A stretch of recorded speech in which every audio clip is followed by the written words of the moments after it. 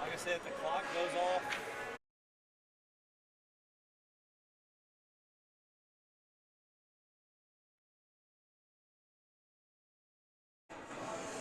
All right, we're live here at Marvin L. Boring on a chilly Monday stand.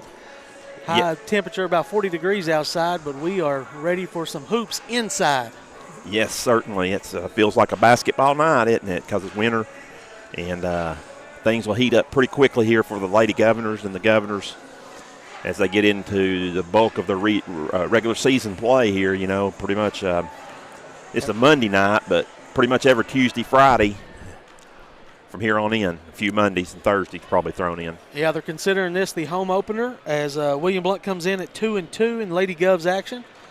We'll have boys to follow. They're also 2-2 on the young season. Sequoyah, the girls here, they come in at 1-3. Their only win was against Greenback, and that was a convincing win, but they did have a blowout loss to the Heritage Mountaineers. But Coach Allison Bowers brings her Sequoyah Lady, I guess you call them Lady Chiefs. Yeah. And we welcome them here to Marvin L. Boring as they have went through the pregame warm-ups. And I think they're just about set to do the starting lineups. Yeah, certainly. William Blount, of course, will be back in action on the road tomorrow night, Robbie, at Bearden. They did have, since the last time we've been on the air, 2 convincing wins, girls and boys, over Hardin Valley, so they both jumped out to 1-0 in district play. Actually, before that, they're going to do the national anthem and present the colors here, and we will put the camera down on that.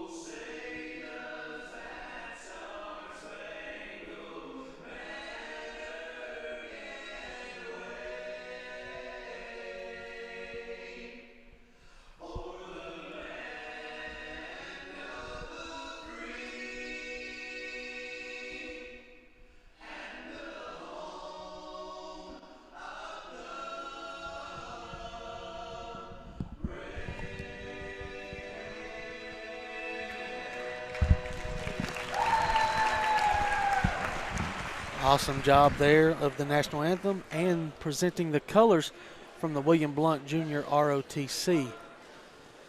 Sequoyah, now we're ready for the lineup stand as Sequoyah mentioned they're coached by Coach Allison Bowers, and leading scorer coming in for them will be Mallory Harrell, number 20. Should be the one to look out for tonight and who William Blount will have to put the clamps down on. Yeah, certainly. The Sequoyah dressed in their red uniforms and trimmed in the gold. As you said, they come in at 1-3 on the young season. Of course, they play AA in basketball. Yeah. And a pretty tough district they're in with McMinn Central, Meigs County. Is Red Bank in that? No, not in football, not in basketball. It's okay. Polk County, I think, Tellico Plains, which Tellico Plains usually has a really good girls team. Number 5, Lauren Belcher will get the start. Number 12, Madison Minor. number 14. 14, Grace Wiggins. Number 20, Mallory Harrell. And number 22, Hannah Carroll. Now they'll dim the lights here at Marvin L. Boring and put the spotlight down on the Lady Govs. Really good atmosphere that William Blount has created here. Under the direction of Coach Todd Wright. What, about year 6 for Coach Wright over here? I think so, yeah. Maybe longer, I'm not sure, to be honest with you. At least that many. Yeah, maybe 7 or 8.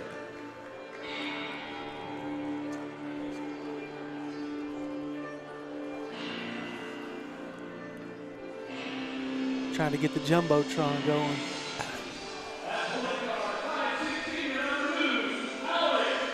Number 2, Alex Shepard, senior guard. Number 11, Maddie Hartgrove, also another senior. Number 14, Abby Joseph. She lit up Campbell County and gave William Blount a chance in that game.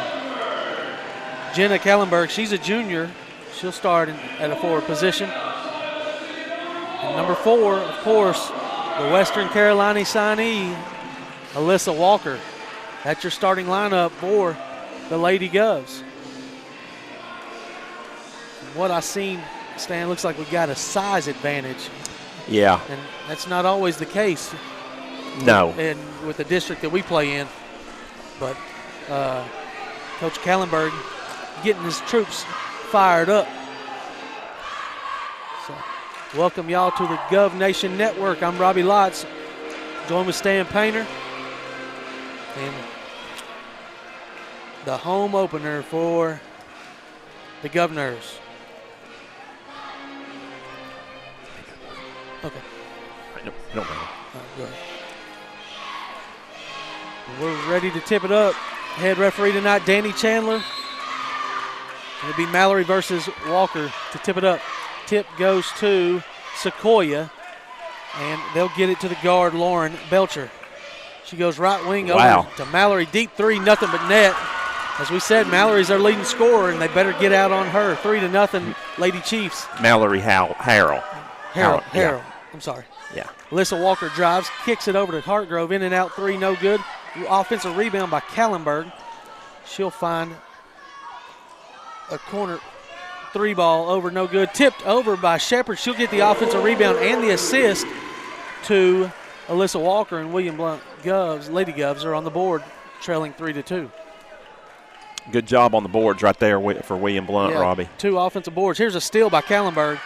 Bad pass out by Belcher. Kallenberg will lay it up and in, and the Lady Govs have the lead. They're going to press. It's like 2-2-1. Full court. Here's a skip pass. It's going to be tipped away and out of bounds. Walker couldn't corral it. But you can tell the ball pressure is going to be causing some problems for the Lady Chiefs.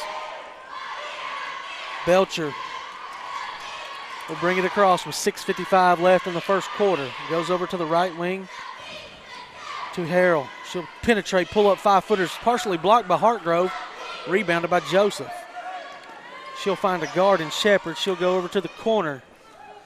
Kallenberg will catch it and square the court. Look to Coach Wright for a play call. Sequoiah's in man-to-man defense. They find Kallenberg. Nice pass by Hartgrove and nice left-handed finish by the junior. Nice cut right there by Kallenberg, as you said. Good execution on the pass. Another skip pass stolen by Shepard this time, and here comes the Lady Govs. Hit ahead pass to Walker. She'll catch. She'll lay it up, but no good. Rebounded by Sequoyah, but she turns it over. And here's an over-the-back foul. As William Blount too aggressive that time on the boards. Yeah. Walker came over the back. That'll be her first, team's first. With 6 minutes to go here in the first period. And Blount on top, 6-3. Oh, they almost broke it that time with a nice pass, but it's going to be off of Sequoyah. Should come back down here, shouldn't it? And did that girl ever touch it? I think they might have touched it at mid-court. Okay.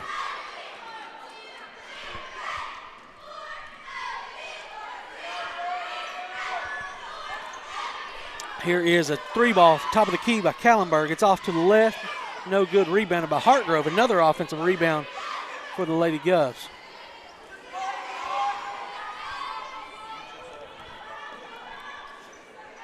On the wing, Hartgrove has it. Flare screen up to Walker. She'll penetrate, and it's blocked by Miss Harrell, and she's off and running for Sequoyah.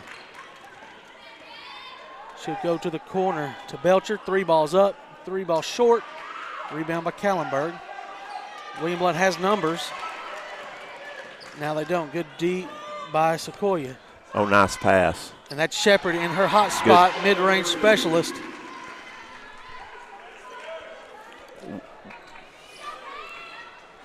Nice lead pass here as Minor gets it, but she charges.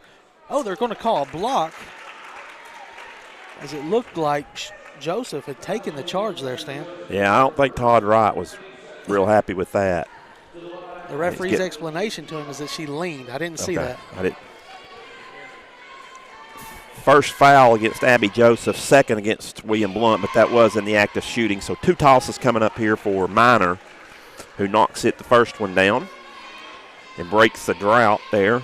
The 8-0 run by William Blount. And Minor's second shot is good as well, so cuts the William Blount lead to 8-5. Double dribble by Kallenberg, and Danny Chandler did not see it.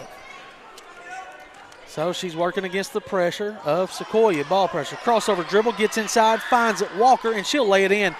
Nice penetration by Kallenberg, drew the help, and the dump down was there for Walker. And substitutions in for the Lady Govs is going to be number 3, Kendall Tilley, and number 20, Sarah Cagley. 2 juniors. Sequoyah trying to beat the press. She walks with it, does Belcher.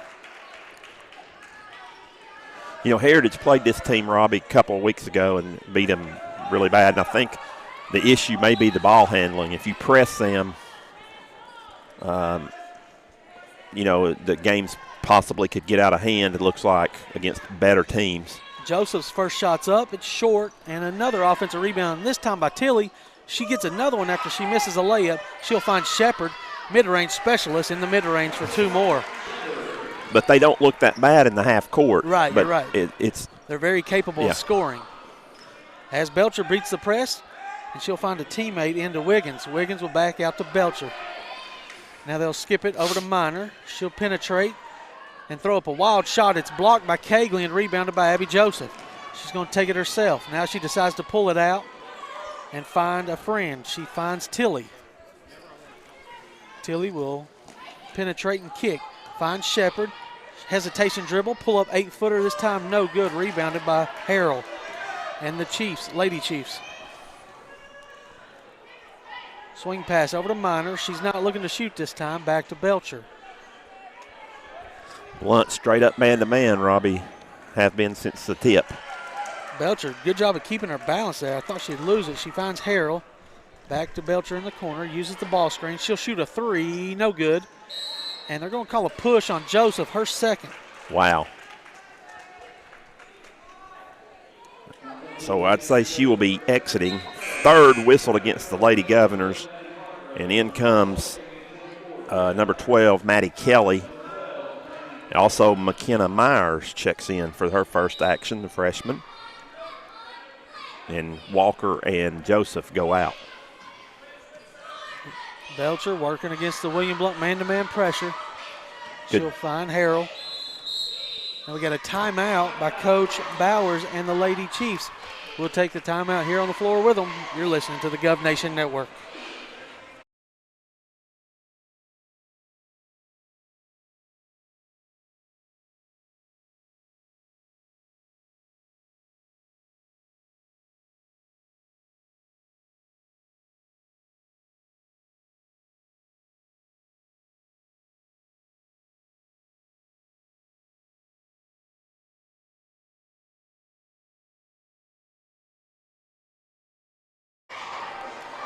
Quick timeout there, Stan, as William Blount's extended this lead to 12-5 now. Probably a good timeout by Coach Bowers, Robbie, to settle things down a little bit, and so it doesn't get too far out of hand here for the Lady Chiefs early on. As you said, they're down by 7 already. Just having some issues handling the basketball. Carroll will look in, and she'll turn it over again. Retrieved by Tilly and the Lady Govs. She hits it ahead to a substitution, McKenna Myers, and she finds Cagley, whose shot is blocked and cleared by Sequoyah. Skip pass up to Belcher, and she'll beat the pressure. Find Harrell. She's bumped and loses control of it. No foul call that time. Well, I didn't think there was a whole lot of contact there. I thought Harrell might have been trying to draw one. A lot of times in high school, though, that's just you're an right. Automatic whistle. You're right. Another substitution in for William Blount is number 12, Maddie Kelly's in, and she helps beat the press with McKenna Myers. McKenna Myers attacks the rim, goes to the left hand, and draws a foul. Yeah, and Mallory Harrell picks up the foul, her first, team's first. So McKenna Myers will go to the line for 2 tosses. She wasn't active shooting. First one is pure.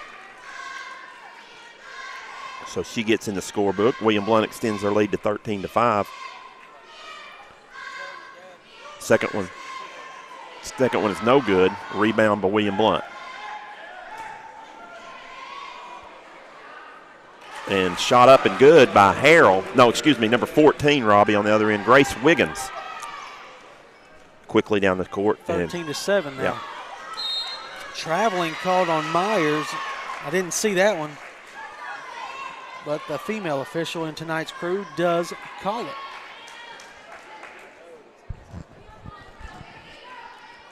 .212 left here in the opening quarter. Non-district matchup, but a nice test. Here's a dribble handoff over to Harrell. Her 3-ball, air ball. Backside rebound is saved by Wiggins, but William Blount recovers it. Then what do we got called? Foul on 12. I believe they call a foul on Madison Minor. Her first, team second, non-shooting, so William Blount will be taking it out side rear court with about 55 here to go in the opening period.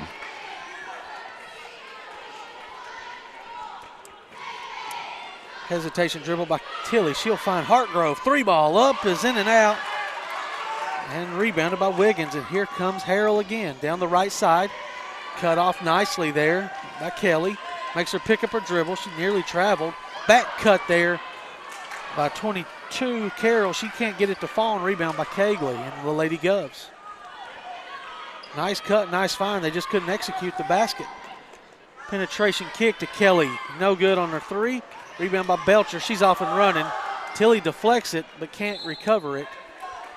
So Sequoyah will have it side out. William Blount doing a really good job, Robbie. Even in the half court, they're forcing them way out to pick their dribbles up, way far out where to make. It's hard to make those entry passes into the. Although they did make the good back cut last time.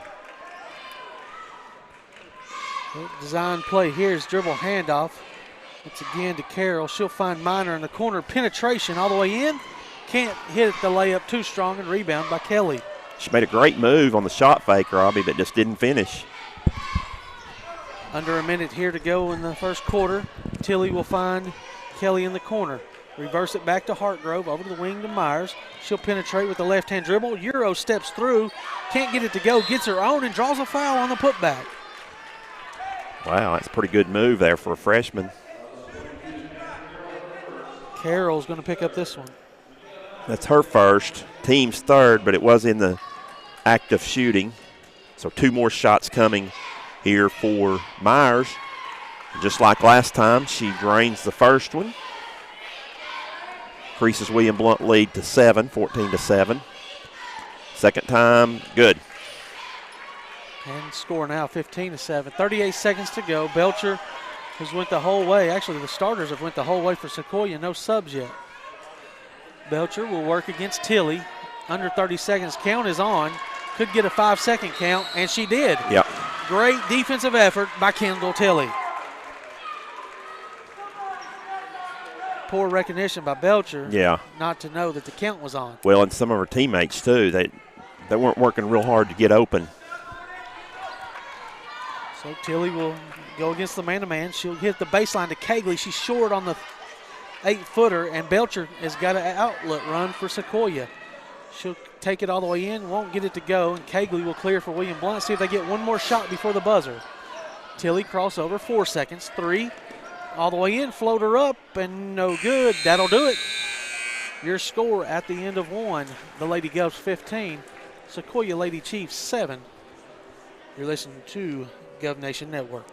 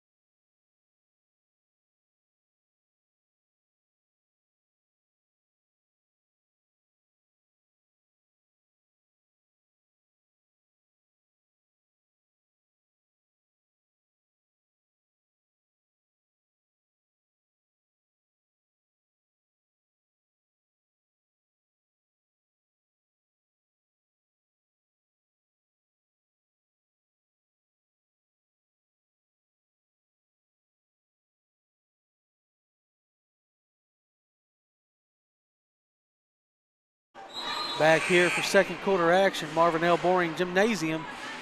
And look, Lady Govs, kind of low scoring stand for our liking, 15 points, but did hold Sequoyah to under 10. Yeah, certainly. Starters back in for the Govs, except for they've got Cooper in. Aspen Cooper's checked in for the first time instead of Hartgrove. So starters with Aspen Cooper. Cooper catches it up top. She finds over to the wing to Kellenberg. Back over to Joseph. Over to Cooper. Running a little motion here. Shepard attacks the rim. She'll get a left-hand layup. Oh, she short-armed it. But she's all over the effort, but she may pick up a foul here. She is going to get one, Robbie, on that. They're going to get her for holding. That'll be her first. William Blount has now gotten 4 team fouls. Non-shooting right there, so with only the 4th team foul, that will be in the rear court. All right. Belcher working against William Blount's man-to-man, gets it to Minor. Minor will throw it to the corner, and Harrell will just drop it. It's right through her hands. I think she was thinking about shooting up, lining up a three-pointer from the corner, Robbie, but didn't catch it cleanly.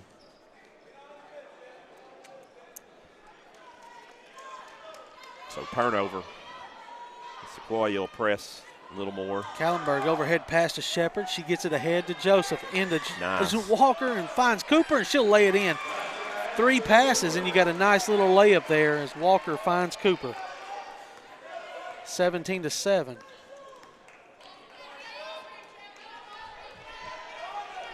Ball screen and a back cut. Fine inside-out game. Carroll finds Harrell. Harrell back to Carroll. Carroll 3-ball up and is in.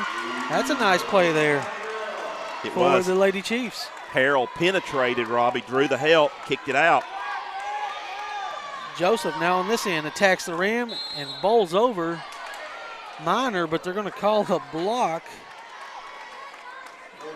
Well, that'll go against Madison Minor. That'll be her second. Team's 4th, so.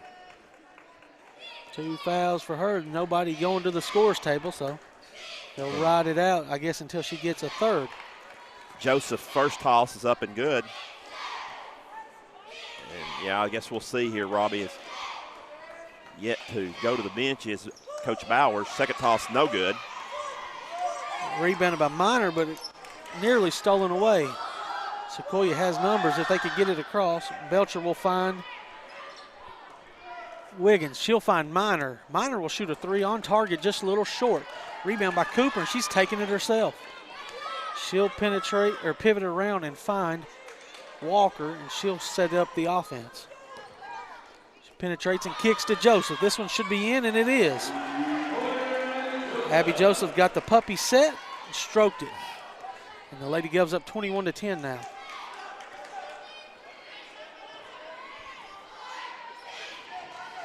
Belcher picks up her dribble too deep. Here's a deep three by Harrell, and it's good. Wow. Mallory Harrell, leading scorer for Sequoyah, has got 2 triples so far. Yeah, they have most of their field goals are triples, Robbie. 3 of their 4 field goals. Crossover dribble by Walker. She'll find Kallenberg. This 3 ball is no good, but Walker recovers it, lays it up, no good. Cooper rebound, and it's blocked away. And here comes Harrell and the Lady Chiefs. She'll find Minor. Minor pump fakes the 3, back out to Harrell. She'll penetrate over to Belcher. Belcher loses it, stolen by Cooper, re-stolen by Sequoyah as Cooper couldn't get a handle on it. 3 ball. Harrell is short this time. Cooper will get the carom. And William Blount's got a 5-on-4 run as Carroll's late getting back. Walker will shoot a 3 way left. Rebound by Shepard. Needed to square around and hit the backboard. She throws a wild shot up that finds nothing. And Was that ball deflected at all? No, I think she just was trying to do a reverse layup and it went over the goal. I tell you what, now Sequoyah does have somebody at the table, Robbie. I'm surprised. Look at, they've got some girls out there winded right now. Yeah, this pace is probably not to their liking. It is to William Blount's as they substitute a lot more. Here's Wiggins being hounded by Shepard. Fouled, I think, by Shepard. It will be Alex's 2nd personal foul. Yeah, Jesse Weiss will check in for Minor, as Minor's got 2 fouls and a bit winded. Checking in for William Blount will be Hartgrove and Kegley. Deflection by Kallenberg, stolen and re-stolen by Sequoyah. Belcher pump fakes, lays it up, and no good off the back of the rim. Instead of going to the backboard, it hit off the back of the rim. I think she was too far under, Robbie. I don't know how she got the shot up. So William Blount, Joseph rebounds it and clears it to Kallenberg with 4:04 left in the half. Crossover dribble, another crossover dribble, and a floater good by the junior Jenna Kallenberg. Nice. Very nice move and a very nice touch once she got into the paint. 4 is the play call here by Coach Bowers. They'll hit 2 low screens and flare it out to the corner. That's nice little play. Carroll's got a 3. Good. I like it. Hannah Carroll, the southpaw's got her 2nd 3-point basket of the quarter, and Sequoyah not going away, 23-16. Hartgrove catches, goes to Kallenberg. She's guarded by man-to-man defense. Floater up, no good. Rebound by Walker. Wow. She's undercut by Belcher on the weak side rebound. Team 5th foul, non-shooting. Yeah, Sequoyah, we mentioned, Stan, they only scored 17 against Heritage. Well, they've almost hit that right here in a quarter and a half, because they got 16, so. Here's a throw out to Joseph. She'll penetrate, spin. Nice spin move. Nice shot. Little 8-foot spin move off by Abby Joseph. Like to see more of her work in the middle like that. Here's Belcher finding Carroll. The same play. Nope, they'll fake it and then slip the screen. This time will go Harrell. And she loses it out of bounds on her own again. That's a good call. She just did lose it out of bounds. She tried to and just lost control.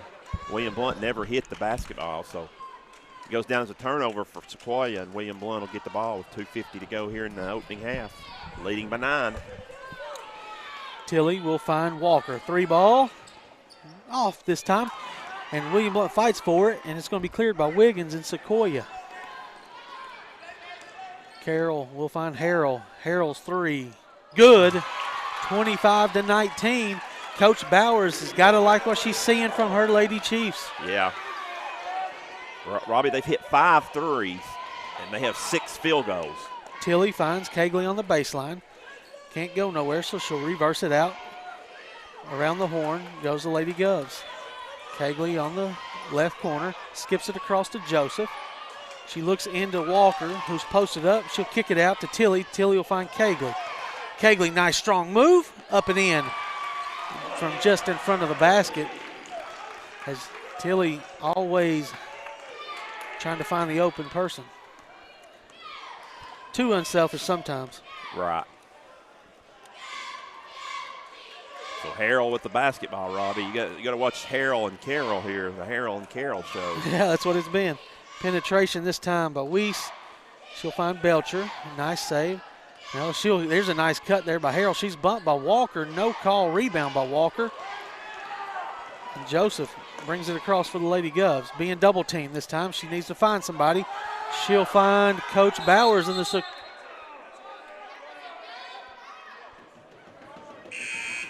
and it's out of bounds off of William Blount. Substitution back in as Minor's going to check in, and Weiss will check back out. I think Coach Bowers was a little wanting the elbow. I don't know if it's that or if she was wanting maybe on the other end to call on, but Danny Chandler. She was warned. Yeah.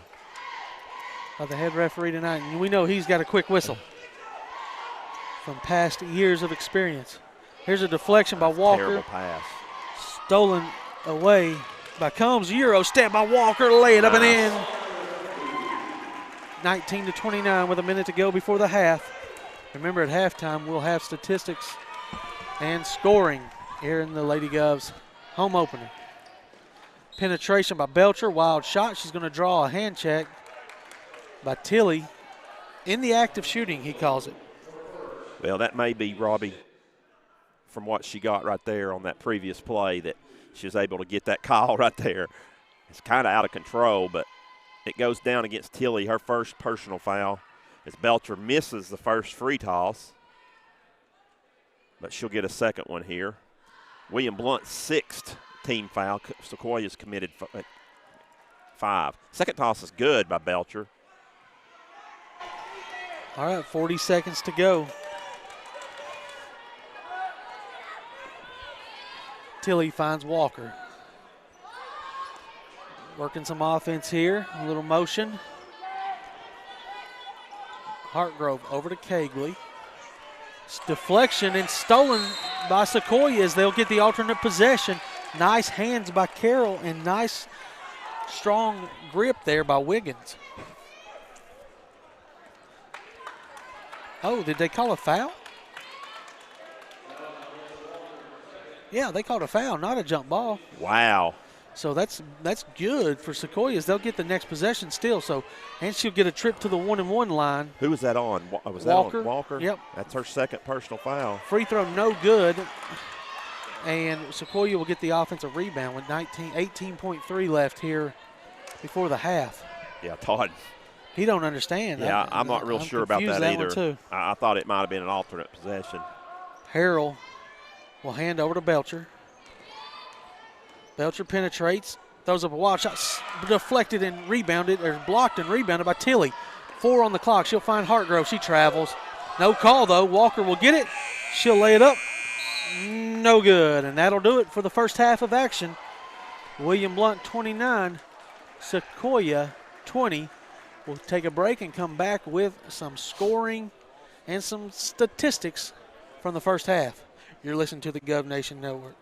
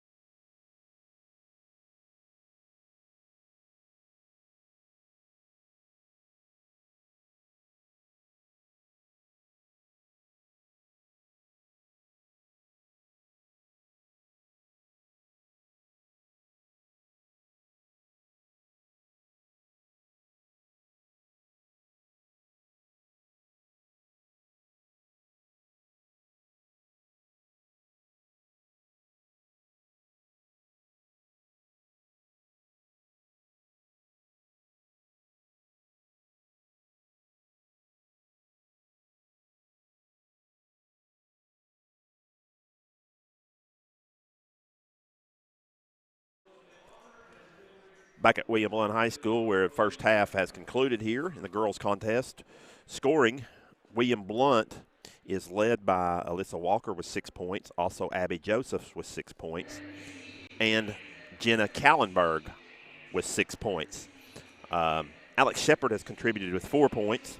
McKenna Myers has 3 points. And then 2 points each from Sarah Cagley and Aspen Cooper. On the Sequoyah side, they are led by Mallory Harrell with 9 points, Hannah Carroll with 6 points, 2 points from Grace Wiggins, 2 points from Madison Miner, and 1 point from Lauren Belcher, and that is a total of 20. William Blount leads here 29-20. Here are your first half statistics.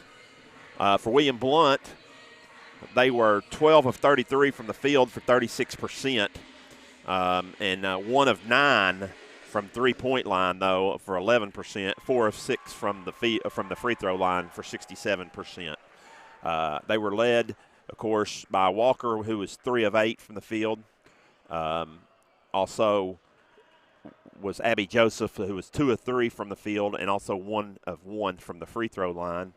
And she was 1 of 2 from the three-point line as well. Jenna Kallenberg was 3 of 6 from the field, also to lead with those 6 points as well. Alex Shepard, 2 of 5 from the field.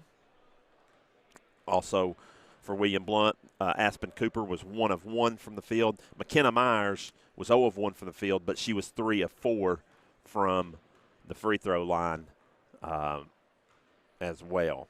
For rebounding, William Blount with 20 total rebounds.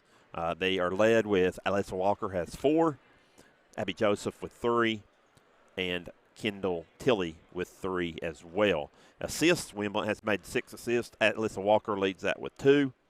William Blount has 6 steals, 6 different girls with 1 each. William Blount with 1 blocked shot, and William Blount's only turned the basketball over 3 times. Once again, those are your halftime statistics, brought to you by Jennifer Bowling. We'll take another short break, and we'll be back here in just a minute to talk about the second half coming up and preview the boys contest on Gov Nation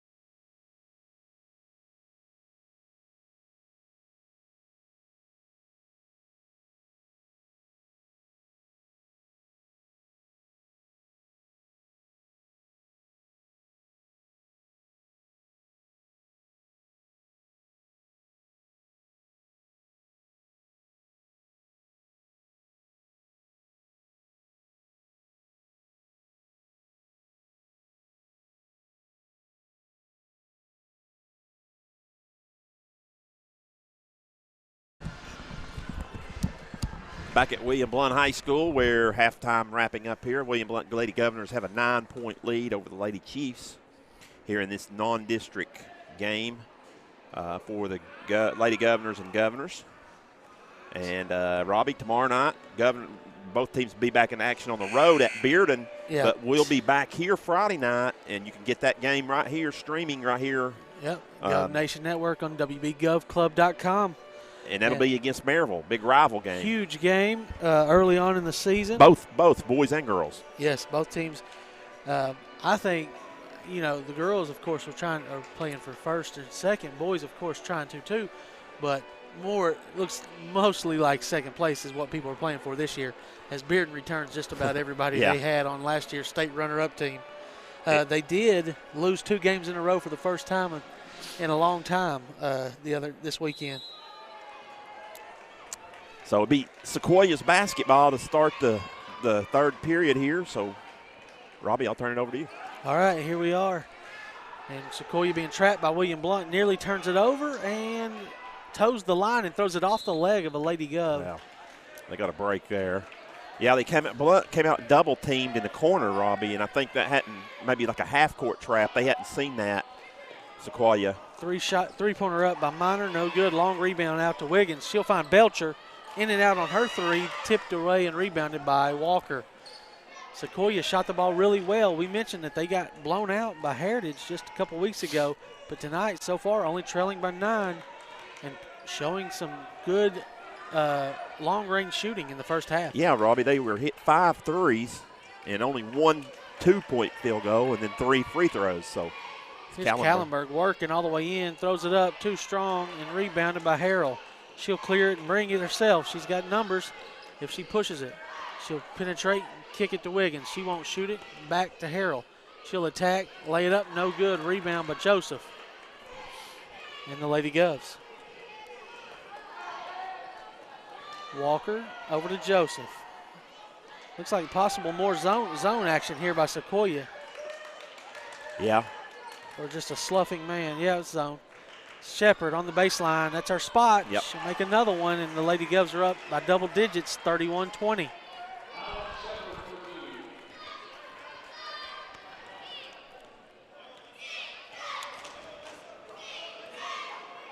So William Blount there has come from the Belcher trap. throws a terrible pass, stolen by Kallenberg. She'll throw it over to Shepard, and she'll put it up.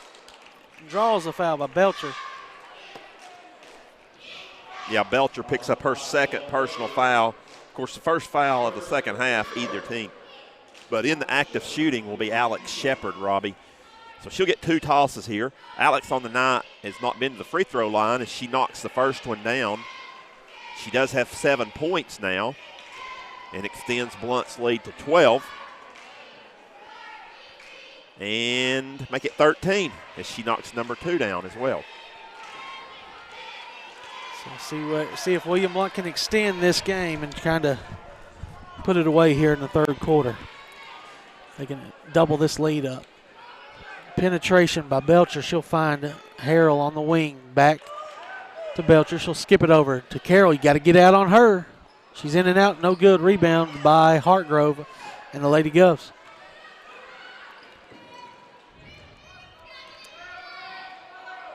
Joseph ready to shoot. Now she'll look in. Yeah, they're pretty much in a zone, Robbie, I think. Maybe matching up a little bit out of it, but with the ball handler staying with that person. But for the most part, well, I don't know. Maybe they are going man now. So here's a high-low look from Joseph into Walker, but wow. Nice steal by Minor. A lot of contact, though, Robbie, down there on the baseline. Here's Harrell. She'll take it and attack the rim. No good. Rebound by Kallenberg. Joseph gets the head lead pass, and they call a foul on the deflection. I don't understand that call. Got the other name of the official. It is Danny Moore. Danny Moore. And block here on the inside. Nice block from behind. I think that was Carroll maybe that got that on Walker. Robbie, that foul, though, that was called before probably stopped the William Blount layup. There's Shepard, throws it off the back of Sequoyah and puts it up and in. What a headsy play there by Alex Shepard. Yeah, it was. Remember seeing that for the first time in like '93 when Scottie Pippen did it, and I was so shocked. Here is Sequoyah working it around. Deflection stolen by Kallenberg. She'll take it all the way in. Being rode. Hammered, yeah, she was rode the whole way by Belcher. She picks up another foul. Belcher's third. Team's third. Might be a good time for Sequoyah to take a timeout right here, Robbie. 3 minutes in. They've yet to score. Things are starting to unravel for them. As Kallenberg hits the first one. Second shot coming up. She was in the act of shooting. Jenna has 7 points tonight. William Blount very balanced with their scoring. Shepard leads them with 9 now. But Kallenberg has 8 if she knocks down the second one as well, Robbie. And we're on the verge of an adios here. Yeah, that's what I was afraid of for the Lady Chiefs and glad for the Lady Govs. In the corner, here's Minor. Pull up 15-footer. She's fouled and won. As the outside official sees it. I didn't. Neither did the underneath head official, but a three-point opportunity here for Minor. And I believe that was on Abby Joseph, wasn't it? That would be her third as Minor completes the three-point play. Now he's checking it. Let's see what he says. It looked like he said 15. Sarah Cagley gets it, her first. I'm sure Todd Wright will take that more than. Yeah, that's a fair trade for us. But regardless, Sequoyah breaks the ice in the second half. They get the three-point play the old-fashioned way. Inside to Cagley, back out to Joseph. She'll attack, lay it up and in. Nice body control. Yep, she stepped around the defender, didn't get a charge, and puts it in, and the lead's back to 16. Harrell, they're going to trap Harrell here at the timeline, and the referee's knocked out of bounds, and they're going to call a block on Walker. I think it's a proper call, but the whistle got knocked out of her mouth as Walker was late on the help, or the trap. Third personal foul against Alyssa, team's second. So Alyssa's going to go out, and incoming is McKenna Myers. Here's a three ball by Minor, no good. Rebound by Wiggins. She'll put it up, no good. Cleared by Cagley, and a foul on the backside by Reese is checked in. She's checked in for Belcher. How many's Belcher got? 3? Belcher has 3. Was that on Reese? Or yeah, I didn't get. I thought it was Reese. Weiss, you mean? Or Weiss, yeah. I thought they called it on Wiggins, but. Here's a skip pass stolen by Carroll. She'll find Harrell. Harrell's spin move into the corner. Another three by Minor is long and an air ball. And Wiggins is out of bounds on the weak side rebound. Another substitution in is number 42, Abby Borden. So Sequoyah is starting to use some of their substitutes. They only played one person off the bench the whole first half. As it comes into front court, and the layup by Cagley's good. Blount did a good job breaking the press. Lay it up, lay it in for Sarah Cagley. 18-point lead. 3.5 here left in the third. Harrell will find a corner. Carroll, 3 short this time, rebound by Myers. She draws the foul. Second foul on Carroll, team's 5th.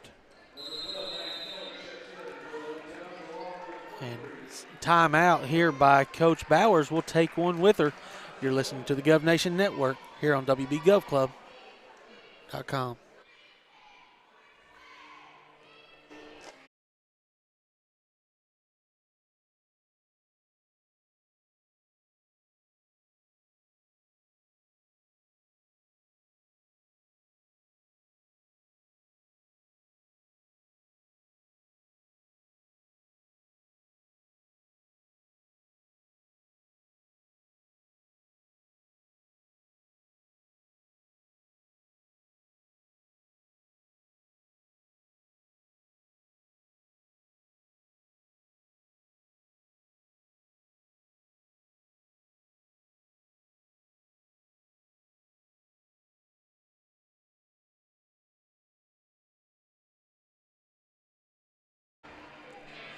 All right, Stan, we're back. Here's 5 fouls here in the second half against Sequoyah. William Blount only has committed 2. They've Sequoyah's this lead is doubled since halftime. Yeah, William Blount has stretched it out here, outscored Sequoyah 12-3 here in this period. And, in virtue of adios in this game right here. Of course, getting very close. Nice pass there on the penetration as Kallenberg finds Kegley. Kegley's had a good night tonight. She has, and that's the adioser right there. You get up a 20 in the third. 20 in the third, we call it an adios. Here is a steal by Myers. Nope, they're going to call a foul on her. It's going to be the third foul in the second half. Yeah, and McKenna's first. So non-shooting right there, be out of bounds. Of course, I think it's important, Robbie, with a big district game tomorrow night against Bearden, that Coach Wright gets a lot of players in tonight. And, yes. Especially the fourth quarter, let some of his starters maybe rest. Need some fresh legs. Steal deflection by Tilly, and Kelly will get the layup on the other end. Nice hands by Kendall Tilly. Here's Carroll finding the new player in. That was Borden. She airballed it from 15 feet, but they're going to say. I think out of bounds off Sequoyah. Sequoyah was on the line and tipped it to William Blount. Belcher will check back in for Weiss. 2:20 to go. William Blount by 22. Here's Myers in the corner. Dribbles it around, and they'll move it around the horn to Kelly. Back to Tilly. She'll penetrate and kick. Kick to who? It's Kegley. 3 ball up. Nothing but the bottom of the net. Tell you what, Kegley's some valuable minutes here tonight she's gotten, Robbie. And she plays quite a bit, but she's really not known for scoring. But she has 9 points tonight, so this ball's tipped out of bounds. Yeah, this team, you always can find more contributors the last few years. William Blount's been a game away from the state. And as that ball hits the side of the backboard, here's the thing, Robbie. They've got some of those scorers that have graduated the last couple of years. So some of these girls are going to have to step up, I think, for them, to continue their runs into region play and so forth. You think about Walker and Kallenberg, but. Yeah, Joseph has been solid. Right. And that's basically it, though, as a foul's called on that one. Cooper's going to pick this one up as she swats it. As Minor on the nice cut picks up the foul and a trip to the line. 2 shots coming here as that's Cooper's first, team's fourth, but in the act of shooting was Minor. First toss, no good, a little bit firm off the back of the rim. But I was saying, Robbie, that, other than those 3 right there that I mentioned, there's not a lot of them. A lot of them have played minutes, but they've not been asked to score in crunch time. Yep. As second toss is no good, Blount rebounds. Intentional foul on Minor. Wow. As Cooper gets the rebound, then Minor was upset about something, maybe missing 2 free throws and then the box out. She's going to pick up an intentional foul. Yeah. So 2 shots in the ball coming for the Lady Govs. The foul was against Cooper. So Minor picks up her third. Or the foul was on Cooper. Yeah, right. But so she'll receive 2 foul shots. That was just a frustration foul right there, Robbie. And made no play on the ball and was okay. Second free throw coming, and it's good. So knocks down both of them, Cooper, as Robbie. I didn't really see it. No, we were looking back in the backcourt. We didn't. It was right around over there on the side. We couldn't see it. You very rarely see that called at this point in the game and this kind of blow, but it must have been a frustration foul. Here's a bad pass by Tilly as she left her feet and didn't know where to go with it, and it's stolen by Harrell. She dribbles it off her foot, recovered by Carroll. Carroll throws an elbow. I don't think they're going to get her. I think they're going to get William Blount. 24, McKenna Myers. That's her sixth. Her second, team fifth. So a couple of shots away from bonus, but Sequoyah here with 1:20 to go. Belcher working against Tilly, spins on her, picks up a dribble, might have traveled. Bell out. Oh, man. Oh, man, Danny Moore with another hold call outside. Who's that on? That's on 21 or 12? Was it? I thought it was Tilly. I believe it's Kegley. Kegley? No, Kelly. 12. Kelly. 12 is who he held up. So that would be her first. Team 6, so both teams will be in the bonus for this point. Penetration on the left-hand dribble by Carroll. She's going to get a basket and a trip to the line to complete the old-fashioned three-point play. Cooper picks up the foul. Team 7th, so bonus rest of the way for both teams. Nice take. Actually, this is Reese. Reese on the strong take. Or Weiss, I'm sorry. Weiss. I'll get that right here when the game's over. So 50-26 now your score with a minute to go here in the quarter. Nice move there by Tilly, but can't finish. Rebounded by Borden.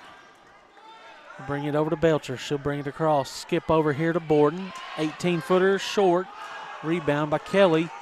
She picks her dribble up and finds a guard, Tilly. Tilly's got Cooper but can't get it to her. Now she'll find Kelly. Her three-pointer's up. No good, off to the left. Rebound by Kegley. And she loses control of it. Stolen by Sequoyah's Belcher. She saves it in a foul. 84 feet away from the goal. On the other end, Kelly's going to pick up another one. No, they're going to get Kegley. No, Kelly, 12. Oh, did she hit? Okay, I thought Rachel had 20. Danny called it. Okay. So 1-and-1 coming for Harrell. She was saying 20 gets to shoot. Oh, okay. First toss is up and good for Harrell as 50-27 your score. That was the second foul on Kelly. Second free throw hits short and falls off, and rebound by Aspen Cooper. She'll get it over to Tilly with 30 seconds left in the third quarter. Penetration. Kick to the corner. Kelly three, sets her feet. Got it. That's what you need to do. Penetration and kick from Kendall Tilly. Here's an inside pass to Harrell. She'll go the corner to Weiss. Her three ball is off the back side of the backboard. With 8 seconds, McKenna Myers has a chance. Oh, my goodness, Kegley's wide open. Nobody saw her. And the ball goes out of bounds off William Blount. So 4.5 to go. Sequoyah will have a chance to get the last possession here. Don't look like they'll get much of a shot off here. No. It's stolen by William Blount. Kelly shot up at the buzzer. No good. Your score at the end of 3. William Blount, Lady Govs 53. The Lady Chiefs from Sequoyah 27. We'll take a short break and come back with the fourth quarter action.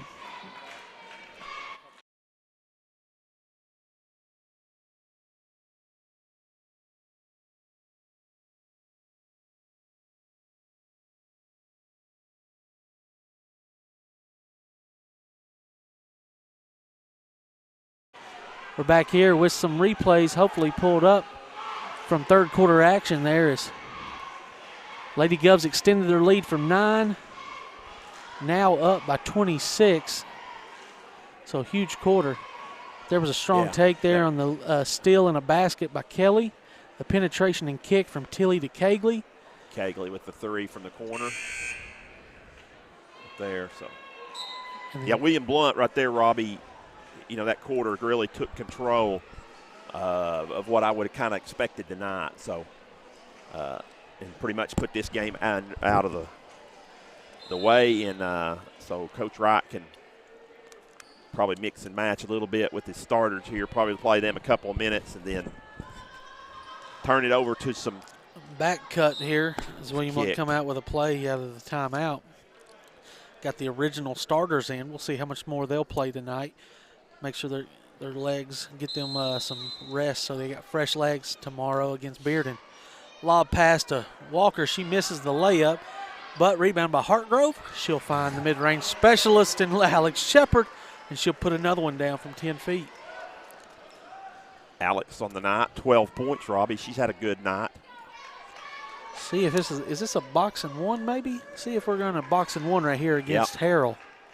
Yep, it is. I saw Todd call a new defense. So and you know what he's probably doing, Robbie? He's probably practicing this for some other occasion. Obviously, they don't need to run a box and one up 28, but just kind of working. It's a good opportunity to live action practice here against other than you see each night. Because he's probably looking down the schedule. He knows, somebody he's going to play that Joseph's three's no good. Carroll rebounds. So both teams missing back-to-back three-point opportunities. And Sequoyah will walk it across. And we'll see here what they do with it. Harrell throws it into the corner to Weiss, and she's bumped by Jenna Kallenberg. Jenna's picked up the foul, Robbie. That is her first, but it is over the bonus, number 9, so it will be 1+1 for the Lady Chiefs. And going to the line is Weiss. And her toss is no good. And Blount pulls the rebound.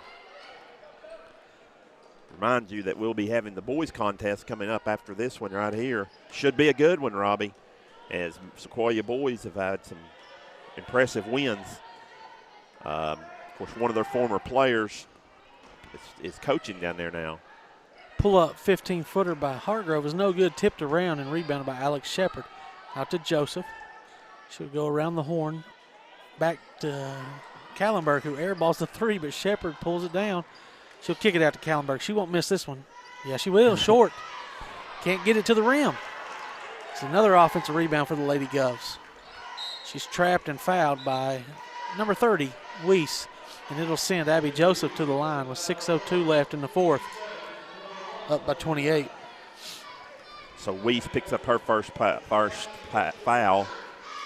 You said it's 1-1, so Abby Joseph at the line. Makes the first toss, so she will get a bonus. That gives her 9 points on the night, so Abby will be gunning for double figures here. And she gets it.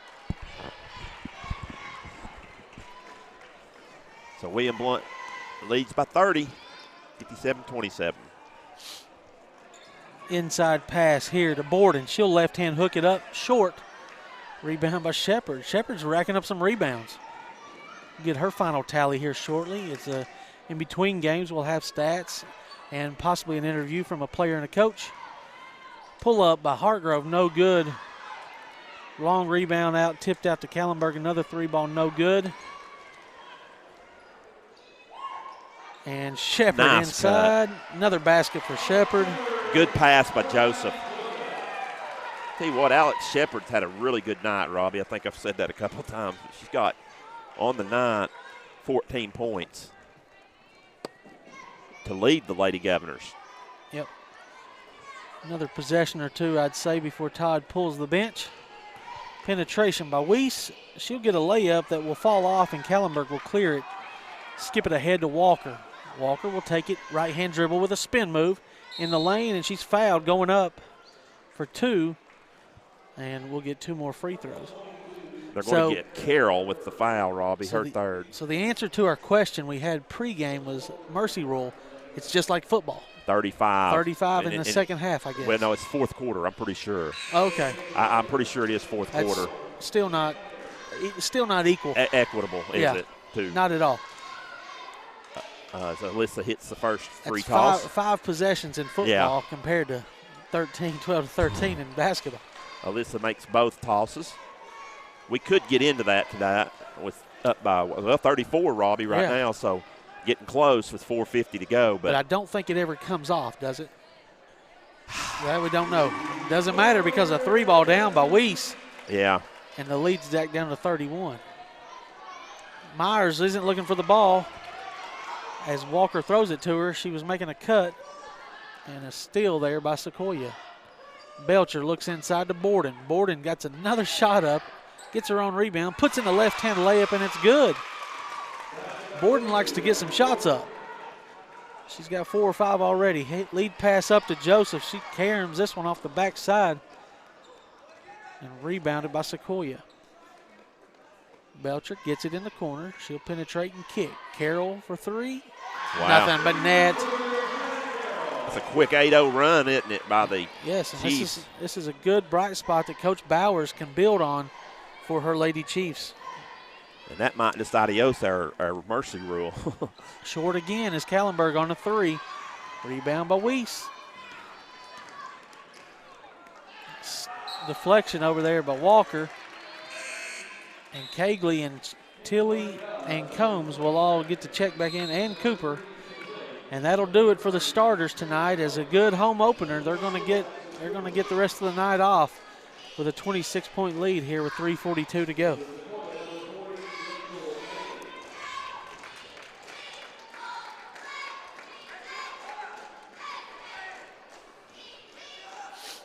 Sequoyah works it in. Inside pass to number 40. That's Rachel Bailey, who's checked in. She'll go to the corner for a 3-ball. Carroll, no good. Rebounded by William Blount. Kegley again. Yeah, I think Kegley's going to go to the line. She got hammered.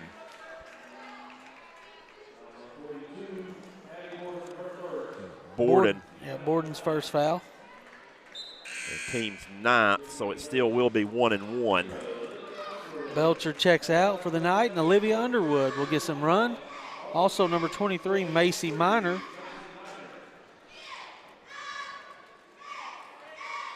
And so Kegley at the line. And Robbie, she has a chance to get into double figures as well. She has 9 points. Make it 10 now with the roll.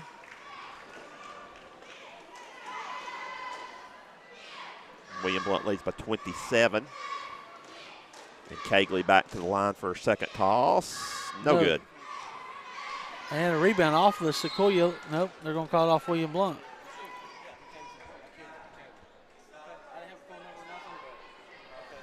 Here we are, Sequoyah getting the ball, walking it across. And a foul on William Blount trapping there. I think it's going to be on Combs or Tilley. It'll be 2 shots. Combs. Combs is first. Double bonus time here for Weiss and the Lady Chiefs. First toss, no good by Weiss. She has 6 points on the night, but 1 of 3 from the stripe. Second toss, good.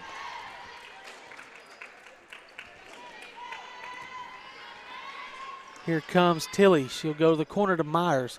Inside to Kegley. She will kick it out to Tilley. He'll penetrate and find Kegley, who's popped out. They'll work it over on the left wing. Now back to Tilley. She'll penetrate against Weiss and now pull it out. Now she'll go inside to Combs. Combs does not do nothing with it, and she's tied up. Looks like Kelly will be checking back in for Tilley. Yep, Tilley's night will probably be done. So on the floor right now, I believe it will be, well, I think Kegley's a junior, but the rest are freshmen and sophomores. So on the alternate possession, it'll go to Sequoyah. Actually, no, Cooper's a senior. It's a nice move there by Weiss as she beats Myers, and Myers will pick another foul up. McKenna Myers' 3rd personal foul. Team way over the double bonus now. So 2 shots coming here for Weiss. Weiss first toss, no good. As she is. And then William Blount's got a 30-second timeout, Robbie. So we'll take one with them. You're listening to basketball on the Gov Nation Network.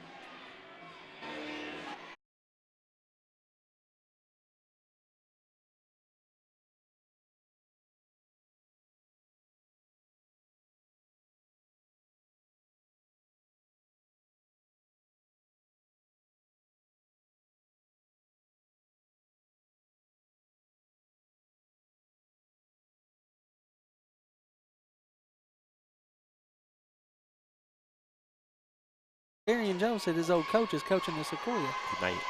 Second toss is up and no good, and battled for the rebound. It looks like Blount comes out of there with it, as it was Combs. Hands off to Myers. Myers penetrates all with his basket. Lay it up, lay it in. Strong take by McKenna. Yeah, I like it from the freshman. So Blount up by 28.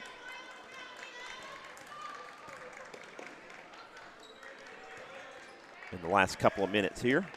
Here's a deflection and a turnover. Nice job by Julia Combs creating the turnover against Underwood. Underwood lost it off of her leg.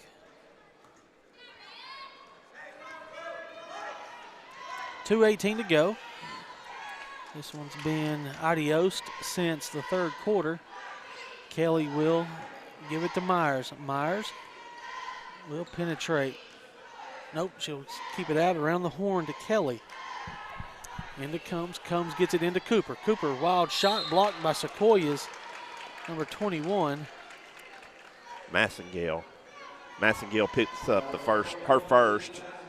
That puts Blount into double bonus time, so 2 shots coming here by Cooper. On the night, Robbie, she's got 4 points. 2 of 2 from the stripe is Aspen. And this shot's a little short, front of the rim. But she gets her second toss as Sequoyah is over the limit. Second one is good. So 5 points on the night for Aspen Cooper. And William Blount back up by 29, 65-36. Penetration and handoff here to number 23, who throws it in. It's deflected and saved by Underwood. And nice find there is number 23. We mentioned Macy Minor. She'll get a layup off of it.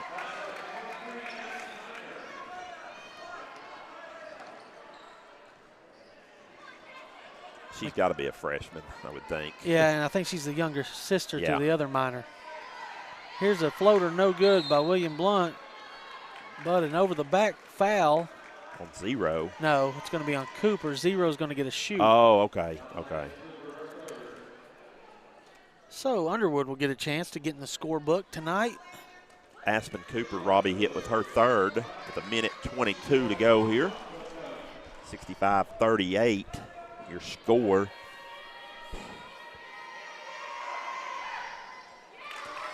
First toss is up and good by Underwood.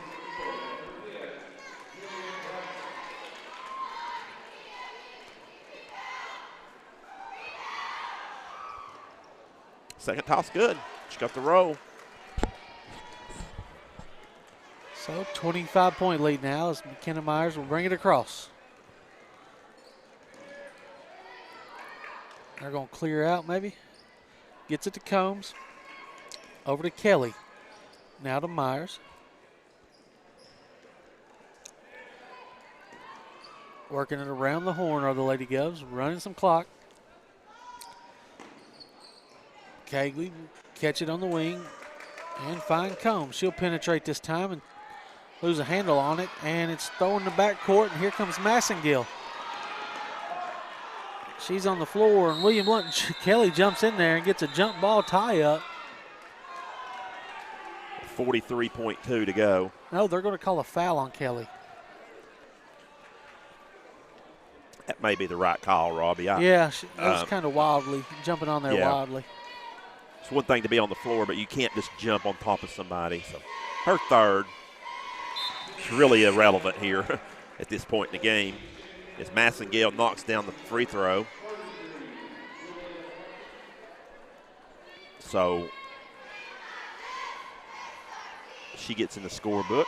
Second one, she airballs. But there's a lane violation on Cooper. So she'll get a third one, won't she? So 65-41, 43.2 to go. Second toss, no good. Or third toss, no good, I should say. Combs saves it and gets it to Cagley. Now to Myers. Myers will run the offense. She'll find inside pass from Kelly over to Cagley, back to Cooper.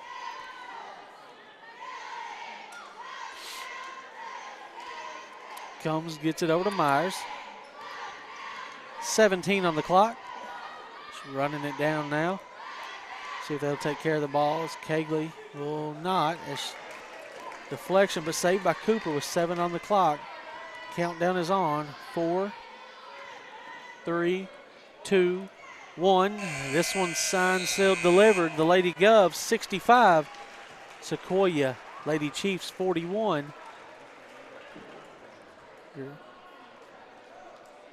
Your final score from Marvin L. Boring. We'll take a quick break and listen to the Gov Nation Network.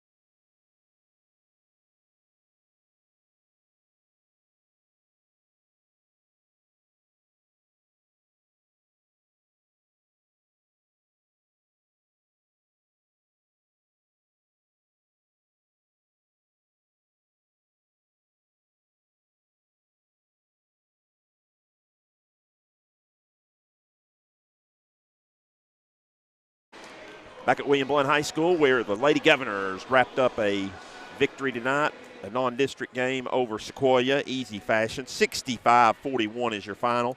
William Blount was led in scoring by Alex Shepard with 14 points. Abby Joseph added 10, as did Sarah Cagley with 10 as well. 8 points each from Alyssa Walker, and also Jenna Kallenberg contributed with 8 points. And then you had 5 points each from Maddie Kelly, McKenna Myers, and Aspen Cooper, and that rounds out the William Blount 65 tonight. The Lady Chiefs were led in scoring by Mallory Harrell with 10 points. Hannah Carroll added 9 points for the Chiefs. Also getting in on the scoring was Jessie Weiss with 7 points. 5 points from Madison Minor. 2 points each from Underwood, Wiggins, and also 2 points from Macy Minor. And then and as well as Abby Borden contributed with 2 points. And then 1 point came from Sydney Massengale to round out Sequoiah's 41. Once again, the final score is the William Blount Lady Governors win this one 65-41. They move to 3-2 on the young season, and Sequoyah drops to 1-4. We'll be right back here with statistics in just a moment.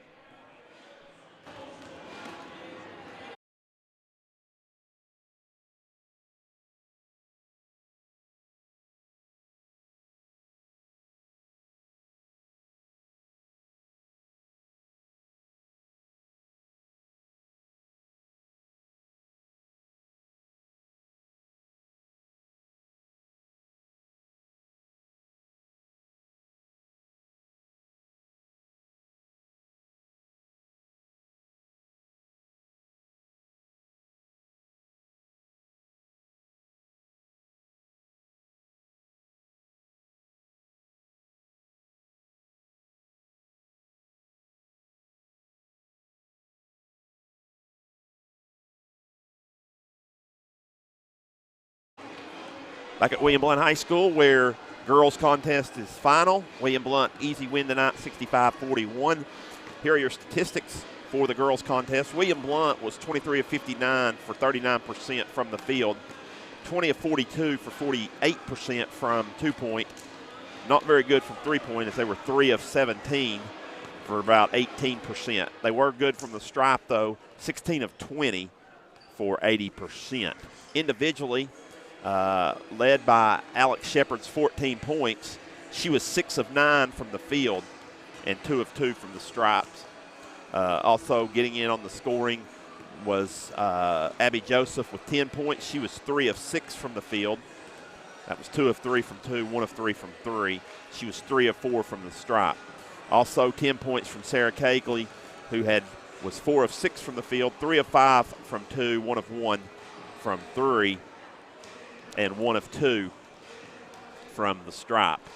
Jenna Kallenberg had 8 points, 3 of 11 shooting, 3 of 5 from 2, 0 of 6 from 3. She was perfect from the free throw line, also at 2 and 2. Also, Alyssa Walker contributed with 8 points, 3 of 10 from the field. That was 3 of 8 from 2, 0 of 2 from behind the line. She was perfect with 2 of 2 from the free throw stripe as well. 5 points for Maddie Kelly, 2 of 5 from the field. That was 1 of 2 from 2, 1 of 3 from 3. Also 5 points for McKenna Myers, who was 1 of 2 from the field. That was both were 2-point shots. She was 3 of 4 from the free throw line. 5 points from Aspen Cooper, who was 1 of 2 from the field. Those both shots were 2-point field goals, and she was 3 of 4 from the line. Rebounding, William Blount had 42 rebounds. They were led in rebounding by Shepard with 6. Also, Kallenberg had 5. Actually, they were led by Walker with 7. I failed to see that one. So 7, and then 6 for Shepard, 5 for Kallenberg, 4 from Joseph and Cooper, 3 each from Myers, Cagley, Kelly, Hartgrove, and Tilley. 1 from Combs to round out the 42. William Blount had 12 assists, Kendall Tilley led them with 3. And then several girls had 2 each. Steals, they were led by 3 from Callenberg, as they had a total of 10 steals, 1 blocked shot, and then William Blount only turned the basketball over 10 times for the evening. Once again, those statistics provided to you by Jennifer Bowling. So we'll take another quick break, and then we should be back here to see if we're going to have an interview and possibly an interview, and also, if not, we'll preview the Miss Boys contest. You're listening to the Gov Nation Network.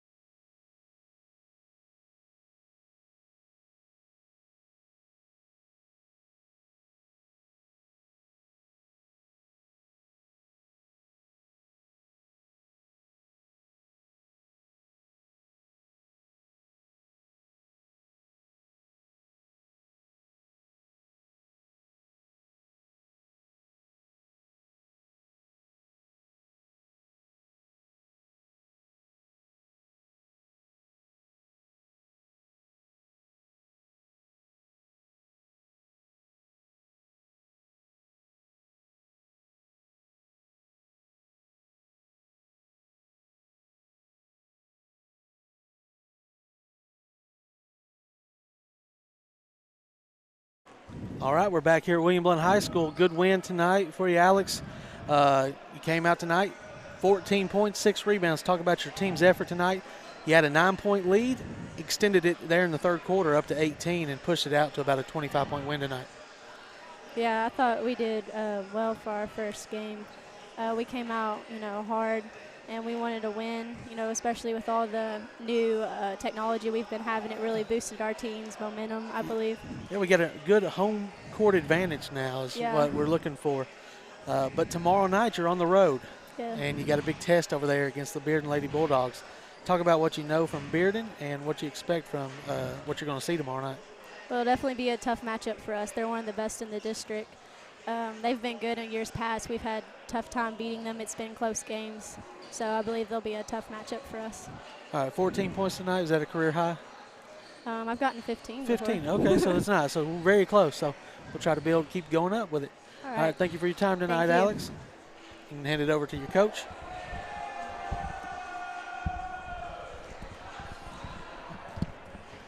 All right, Coach. Solid home opener here tonight as you get the run.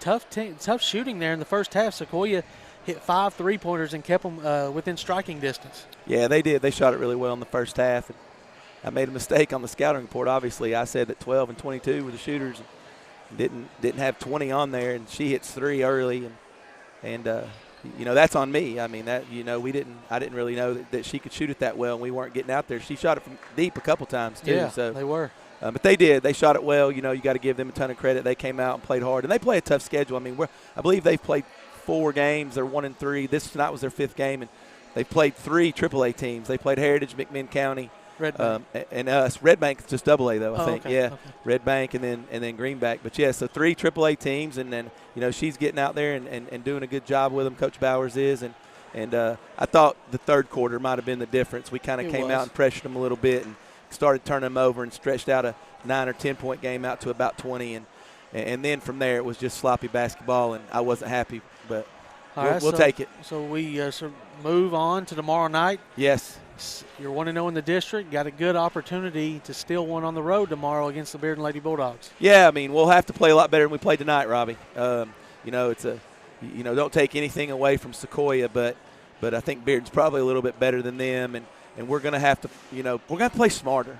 We just don't play really smart basketball, especially on the defensive end of the floor. We foul way too much, and a lot of our fouls is because we're out of position and we're reaching and trying to take the ball from the dribbler. I can handle over the backs, or I can handle a block charge, effort fouls. But if we had 25 fouls tonight, I venture to say that 18 or 20 of them were on the dribbler.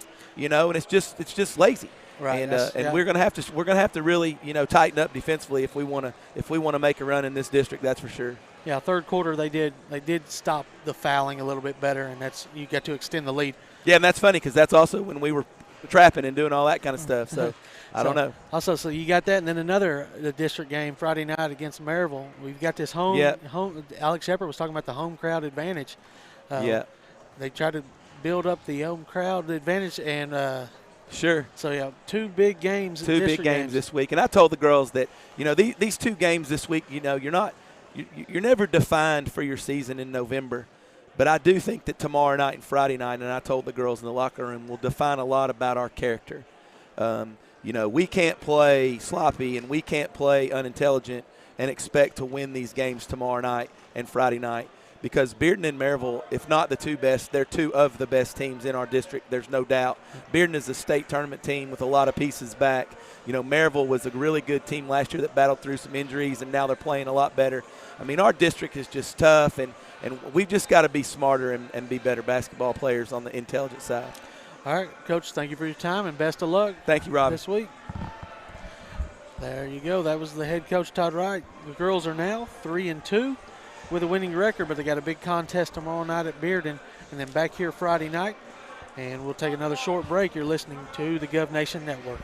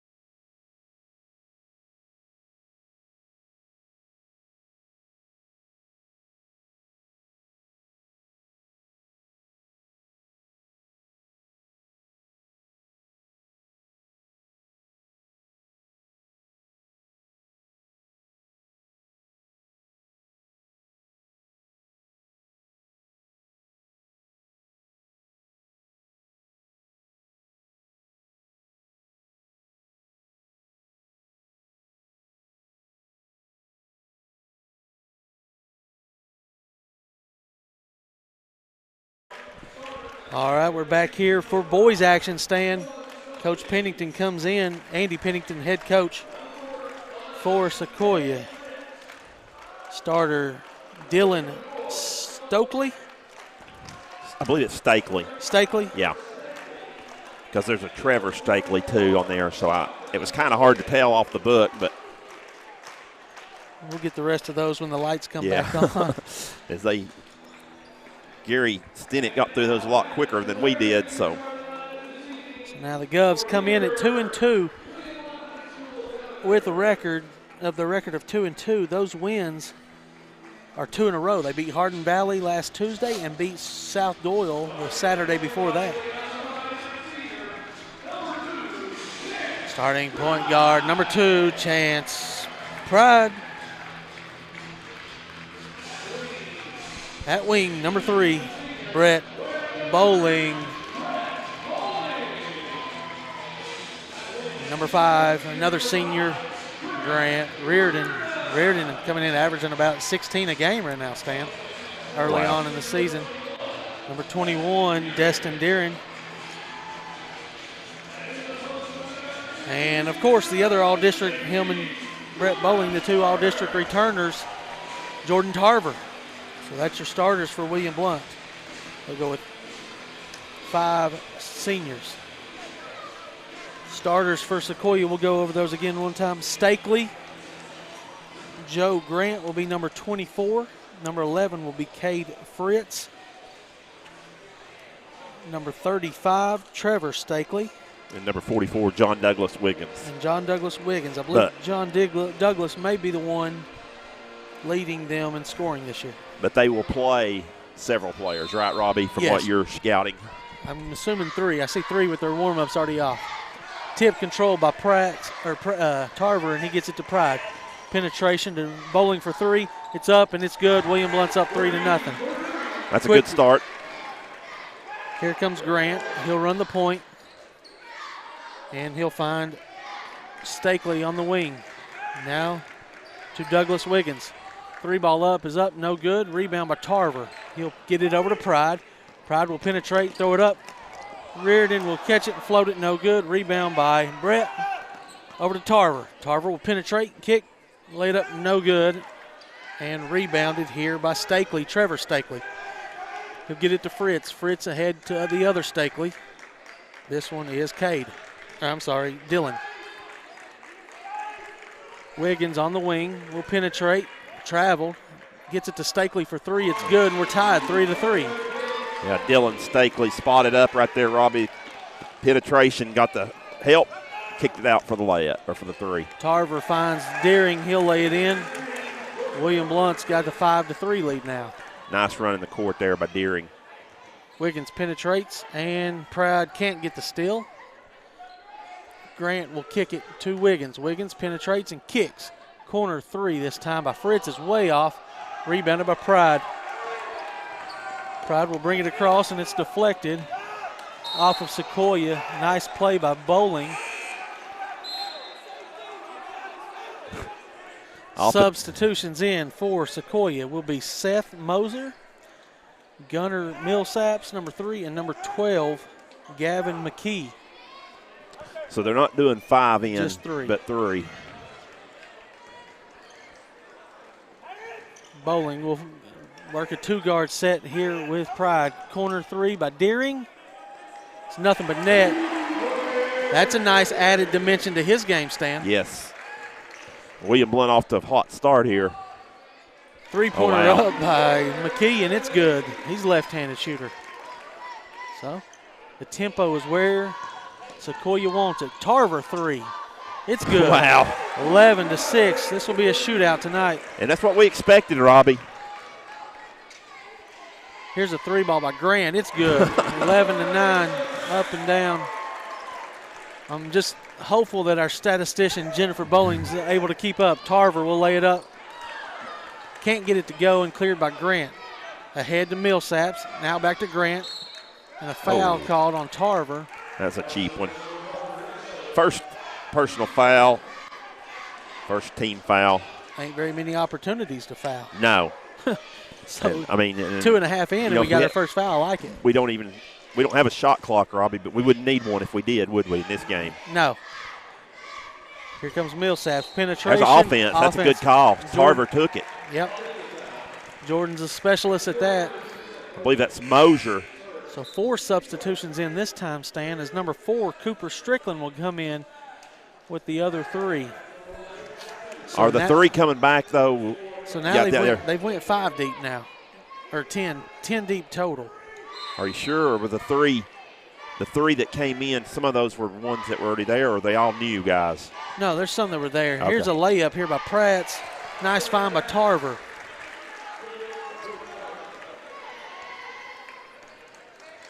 Wiggins, crossover dribble, pull back 3-pointer, in and out, no good. Rebound by Bowling. Cameron George is checked in, and here's a head-to-head to Cameron. Cameron will attack the rim, get it over to Tarver, lay it up and in. Nice find by Cameron George. Yep. And nice finish by Jordan Tarver. Here's another 3 ball for Sequoyah, no good. Offensive rebound there by McKee. Back out to Stakely again, no good on the 3. Rebound by Young. Here's George. George goes corner ball. Corner pass to Pratt's. He won't shoot it. Brett will find Cameron George. His 3's up, his 3's down. It's raining 3s here at William Blount tonight, Robbie. The fans got to like this. Here comes Wiggins. Penetrates and kicks to McKee. McKee will shoot another one. In and out, no good this time, and rebounded by William Blount. George will bring it himself. He's got Pratt's. You know that one's going down. Wow, can't leave that much space for Isaiah Pratt's. So quickly in is a turnover here. No, he gets it back. Does McKee? He'll put it up. No good. Rebounded by Tarver. He turns it over to Stakely. Stakely will go over to Strickland. Back to Stakely inside, and they'll set up some offense. Corner pass to Strickland. Back to McKee. They'll work it around the horn. What's taking so long this time? Yeah. Here's a three ball by McKee. It's off the backboard. No good. Rebound by Bowling. Got to get it ahead. There's a bump foul called on Strickland. They're his first. Yeah, team second. The other player that checked in earlier we missed was Ethan Bledsoe. Okay. Number 42. So, Robbie, we've played 4 minutes and almost 30 seconds, 24 seconds. And we have a combined 8 made threes. 5 by William Blount, 3 by Sequoyah. Does Sequoyah even take twos? They took one. It was too close. Here's Deering taking it. Corner deflection there by Millsaps. William Blount will have it under their own basket. I've seen high school games, Robbie, where there's not been 8 threes made the whole game. They said it's off of William Blount? What are they doing? Wow. I don't know. He missed that one. Yeah, they all saw it. Don't matter. Here's three ball, no good. Tipped out and saved by number 42. Here's a floater, no good by. And a lead three ball by Reardon. It's off, tipped up and in by Deering. Nice tip by Destin Deering.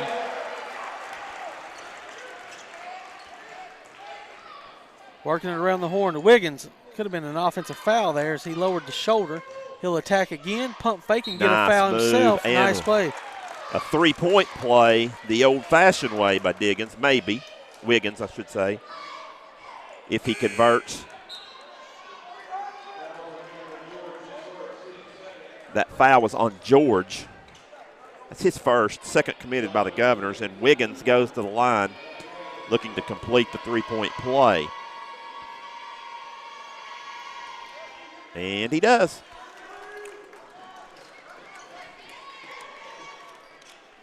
George will get it to Reardon. Reardon goes around his back. Look over to Deering, lays it up and in. Nice find by Grant. Nice finish by Deering. Deering's got how many? 9? Yes. 9 first quarter points for Destin Deering. Lob pass in to Bledsoe. He'll make a move. Nice move, but the big man can't get it to go. Nope. Rebound by Deering.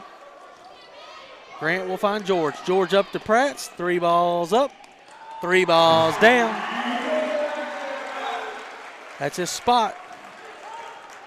And the Govs have 28 first quarter points, and we still have 2:12 to go. Grant will find Wiggins. He'll attack. Gets another foul call. And he'll go to the line for 2. That foul, Robbie's whistled against Reardon. That's his first, team's third. 2 shots coming this time for Wiggins, who just converted the three-point play a couple of possessions ago. Toss is in the air, good. 28-13 your score as Blount has jumped out some hot shooting on this. Jumped out on this team, Sequoyah, early on with 6 threes the Governors have hit here in the first period. Second toss, no good. Rattles around, comes off. Blount controls it. Lob pass up to Pratt. Over to Reardon for 3. It's short. Rebounded by Wiggins, and Sequoyah's off and running. Got a breakaway. Layup is up. Oh, tried to dunk it. Basket interference is going to be called on Wiggins. Wow. Shot was no good anyway. Yeah, Stakely misses. Trevor Stakely this time misses the layup, and the dunk tip attempt goes off. And he didn't have been better tipping it right there, Robbie. Bowling tries to throw a lead pass in the corner to Reardon, and it goes way out of bounds.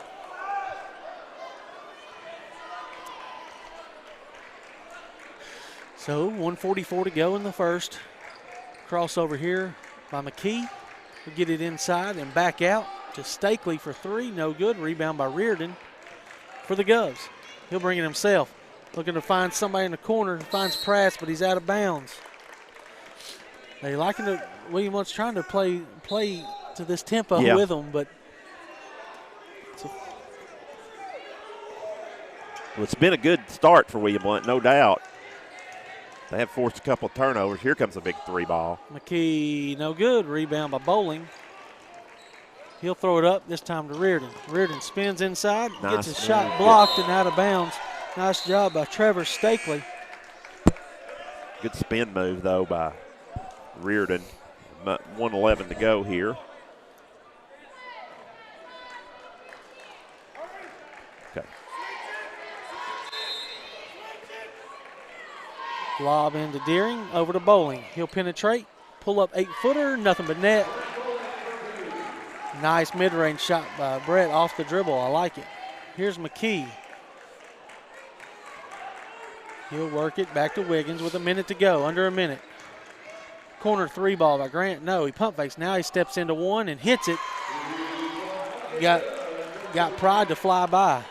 Pratt's on this side over here for three. No good. Rebound by Grant on the weak side. He'll push it ahead. Crossovers on Pride. Now we'll find Wiggins. Wiggins runs over Grant, or Deering this time, and it's an offensive foul. I don't know about that one, Stan. No, I think he was sliding. I think you're right, but the official, I think, was a little bit shielded by that. And she was on the other side, possibly out of, I don't know if it's position or what, but just the way that they were rotating. Yeah. It's kind of hard to see it all the way. Pride will beat the press with a pass over to Deering.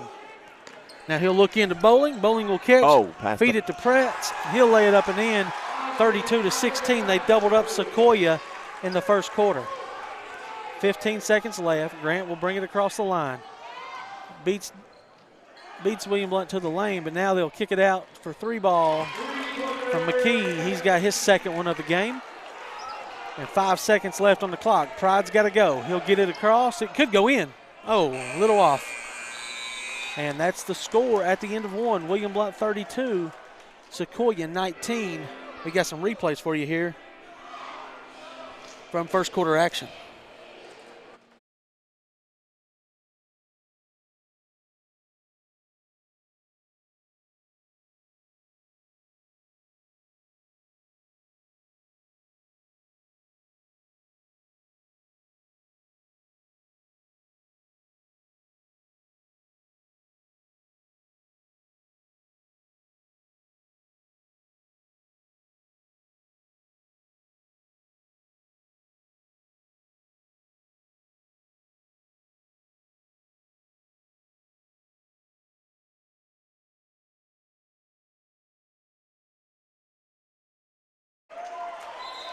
Right there, Cameron George on that three, Stan. He checked right in the game and got it going. Yep.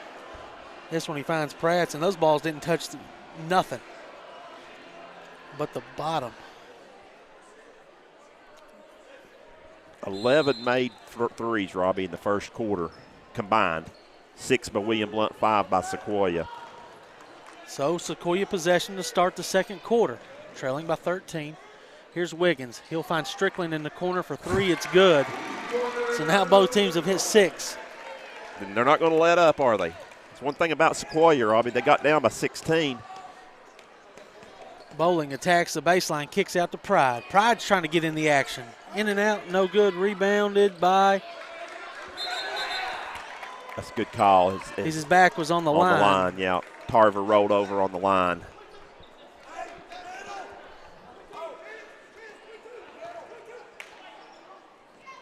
Here's Strickland. Back to Wiggins. Wiggins over to Grant. Grant's three's up and in. Rob, that's almost like a heat check right there. That one's so deep. That's his third. William Blount beats the pressure. Tarver penetrates it and throws it. Well, it's deflected, so. I'm with Coach. I think he hit Pride last. I know Strickland deflected it, but I thought Pride might have hit it after that. So William Blount's Bowling takes it and throws it away. They said deflected last by Sequoyah. Needed possibly to come to a jump stop there.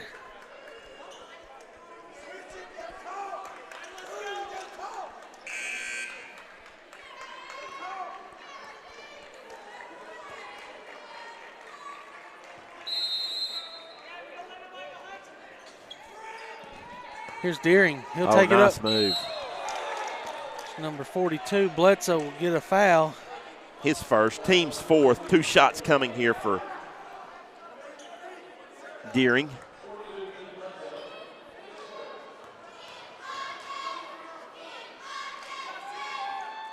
William Blount leads by 7. They actually make it 8 now as Deering knocks down his first free toss. He's up to double digits. Yes. And Pratt says double digits. Yes.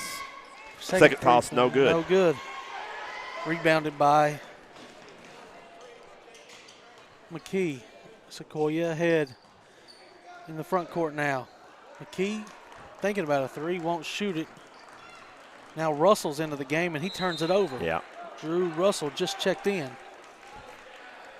So now he's played 11 of the 13.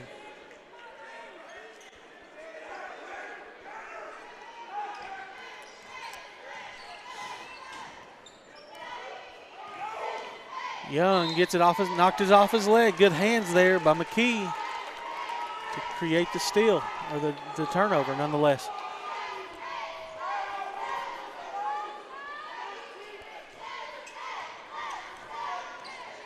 Strong take. No shot. They're going to call it Millsaps. Bowling's get hits with the foul, though. First. Brett's first. William Blount's fourth. On the floor, so not shooting right there. As Bowling gets the steal. Stolen by Sequoyah and thrown away there by Millsaps. Good job by Bowling jumping in the passing lane there, Robbie, to deflect that. He'll check out as they're flying into the bench, and Cameron George will check him out. Pride, nice find in here to Deering. He'll lay it up and in as Chance Pride, floor general, beats the press with the dribble and finds the open William Blount Gov. 25-35 now. Here's McKee working against Young. He'll cross over on him and throw it into the back court for a back over and back turnover.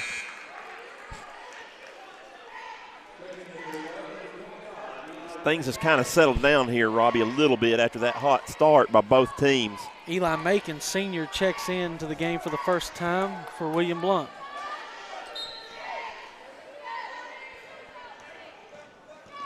Pride picks up his dribble and travels. Just shuffled, I guess, as he gathered. He shuffled his feet just a little.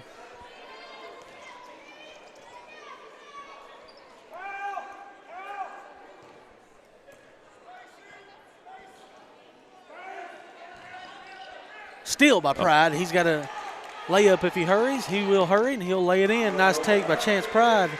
Still in a basket. His first basket of the night. Extends William Blount's lead out to 12. Penetration and kick to Grant. He's off. Push foul on Pride as he pushes on the – no, actually, they're going to call it on Sequoyah, number 11, which is Fritz. Fritz's first foul. Team's fifth, so non-shooting. I thought they were going to call Pride for a I bump. did too. He'll get it to Deering. Deering in the corner to Macon. Macon 3.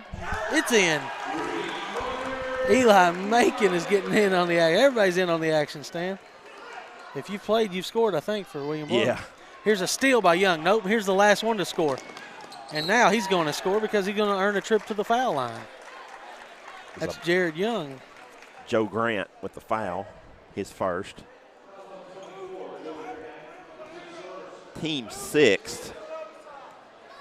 But 2 shots coming here for Jared Young, and he is very good, Robbie, from the free throw line. That one's nothing but the bottom of the net for Young. Tarver will check in for Deering.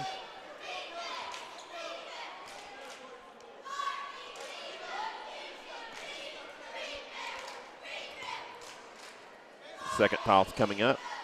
Nothing but net. 5:07 left. William Blount up by 17 in the first half. Grant will throw it and deflect it, and almost stolen by Cameron George.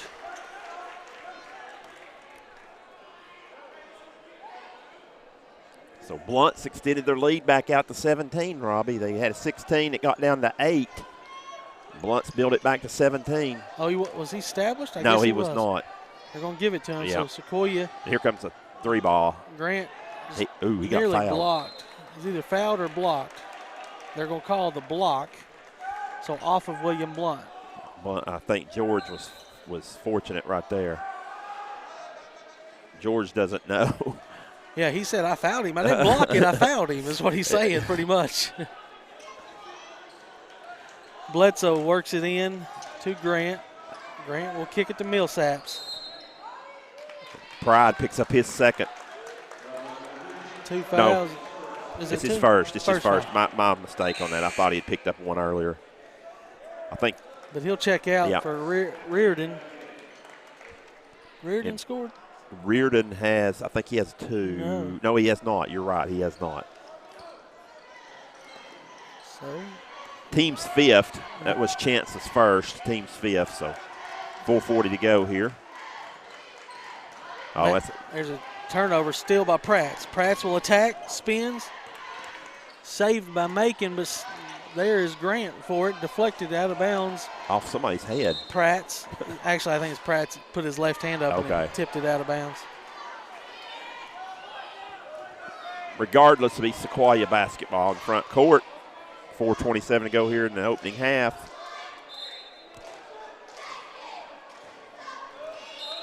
That's just a turnover, Robbie. Yeah, it's Gunter Millsaps. He He's just had a didn't- couple of those. he just Oh, didn't actually, handle no, the that pass. That was Seth Mosier. He's had a couple of those. Has Sequoyah tonight. Finds Tarver inside at the high post, and he'll attack it and throw it to the corner to Macon. Now he'll get a layup off of it. Nice find by Reardon. Reardon hasn't scored, but he's done a very tremendous job tonight of finding the open guys for easy baskets. McKee will throw it over to Millsaps. He'll attack and charge right over Tarver and his knee went really high. You may be able to see that on a replay later, how high his knee, if it caught Tarver in the chin or what. But he is shaking up a Right little here, bit. right now, Robbie, as we get it. Yeah, you it see did. his foot It go did. right into the chin. So wipe the bucket off, and Millsaps picks up his first foul. Of course, that'd be non-shooting because it's player control. George finds Pratts up top to Reardon. He might have traveled there, and he'll get a layup and in. Nice strong take by Grant Reardon. So Reardon gets in the scorebook. Lead is up to 21, stolen by Macon, head to George. George will get it. He misses it, tipped in by Pratts though. Here comes Wiggins. In, and nice two-point basket by Sequoyah. Is that their first? Second. Second. Tarver inside to Pratts. As same thing that Tarver does, number 44 down here, Wiggins just took a charge on Tarver. That will be second personal foul against Jordan Tarver, team 6th. So both teams will be in the bonus from here on in with 3:17 to go in the half. William Blount up by 21. Wiggins over to McKee. His three's good. It's second or third one for him. Third. Here comes Bowling. He'll handle the pressure himself and finds Macon in the corner for three. No good. Oh. Reardon tries to tip dunk it. He can't. And it's cleared by Sequoyah. 3 ball. No good. Rebounded by Macon and William Blount. He's going to be trapped. Somebody needs a flash to the ball. Tarver does. He'll look down to Pratts. Pratts throws up a wild shot. Tarver can't pick up his third. And cleared by Stakely and Sequoyah. Here's Strickland. Over to McKee. Back up top to Stakely. Back to McKee. McKee will find Stakely. 2:11 to go. Passing the ball around this possession. Good defense by William Blount. As you know, Sequoyah is wanting to get a shot up. Yeah, this is Here a long it is. time for them. Hand down by Jordan Tarver this time, and Pratt's with a push foul on Wiggins. Yeah. Little acting in that, Robbie, but Little bit. I It think wasn't he that did. dramatic. He gave him a push, and that will be 1-1 for John Douglas Wiggins, who has 6 points tonight. With $1:59 to go in the half, Robbie, William Blount up by 18, but, you know, this way this team shoots the three, they can come back. You feel like Sequoyah is not out of it. As he misses a 1-1, though, the front end of it, is Wiggins.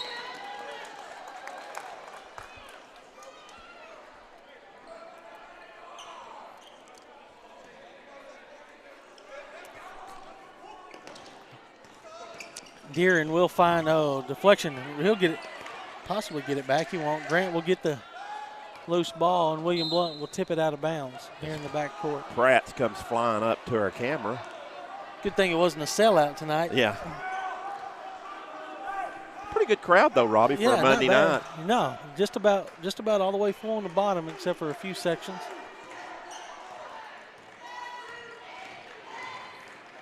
John Douglas Wiggins goes to the basket and draws a foul. And Young's going to be the recipient of this foul. His first. That will be the team's 8th, but 2 shots coming this time for Douglas, who has been held to 6 points, Robbie, thus far. As he's 2 of 4 from the stripe. Make it 3 of 5 now. That one's down. George will check back in for the Governors, and he will get Pratt's. 48-31, your new score. And John Douglas Wiggins with the second toss, good. So leads down to 16. Bowling will take it all the way in. Nobody stopped him. They call that some matador defense. So, but Sequoyah doesn't care because they're coming right back at you. Wiggins attacks the rim and gets the and one from Bowling. Wow. Strong take. He's been the aggressor on the offensive end for Sequoyah. And that picked up Brett Bowling's second personal foul. So I say he will be coming out. 9 team fouls, but looking to complete the three-point play is John Douglas Wiggins. He's got 10. Make it 11. Yep. So, not going anywhere, staying right there around anywhere between 13 and 18 is the lead. It's 15 as we speak. Reardon finds Pride, corner to Reardon, 3 ball by Young, in and out, no good. Rebounded in by Deering, he'll lay it up and in. 17-point lead. 1 minute to go. Grant in the front court for Sequoyah. He'll shoot. Nobody's even guarding him. He'll stroke it, too. Well, you're not guarding that He guy. may be, That's the one you want to guard. Yeah, Joe Grant may be their best shooter. Timeout, Coach Kevin Wendell. And they'll draw up something here in the final 47 seconds. You're listening to the Gov Nation Network here on WBGovClub.com.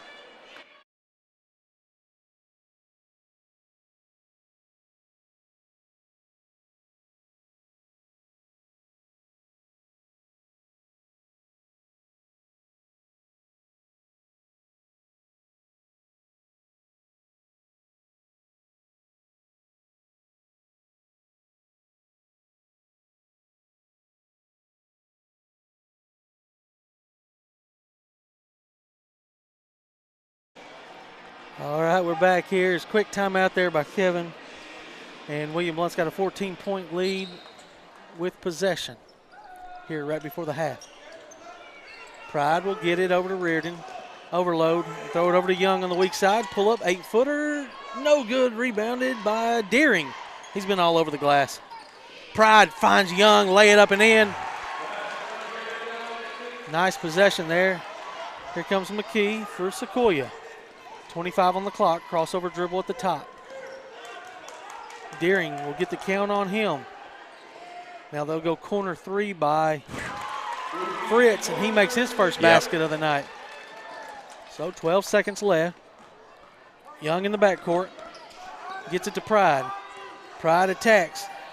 He'll find George. 4 on the clock. Step back three. No good. Tip by Deering is good at the buzzer. Wow. Offensive tip in by Destin Deering. What a half by the senior. Here's the replay on that, Robbie, right here. Missed shot, then the tip. Good. And that'll send us to the half. Your score, William Blount 56, Sequoyah 41. We'll come back with some statistics and scoring from the first half.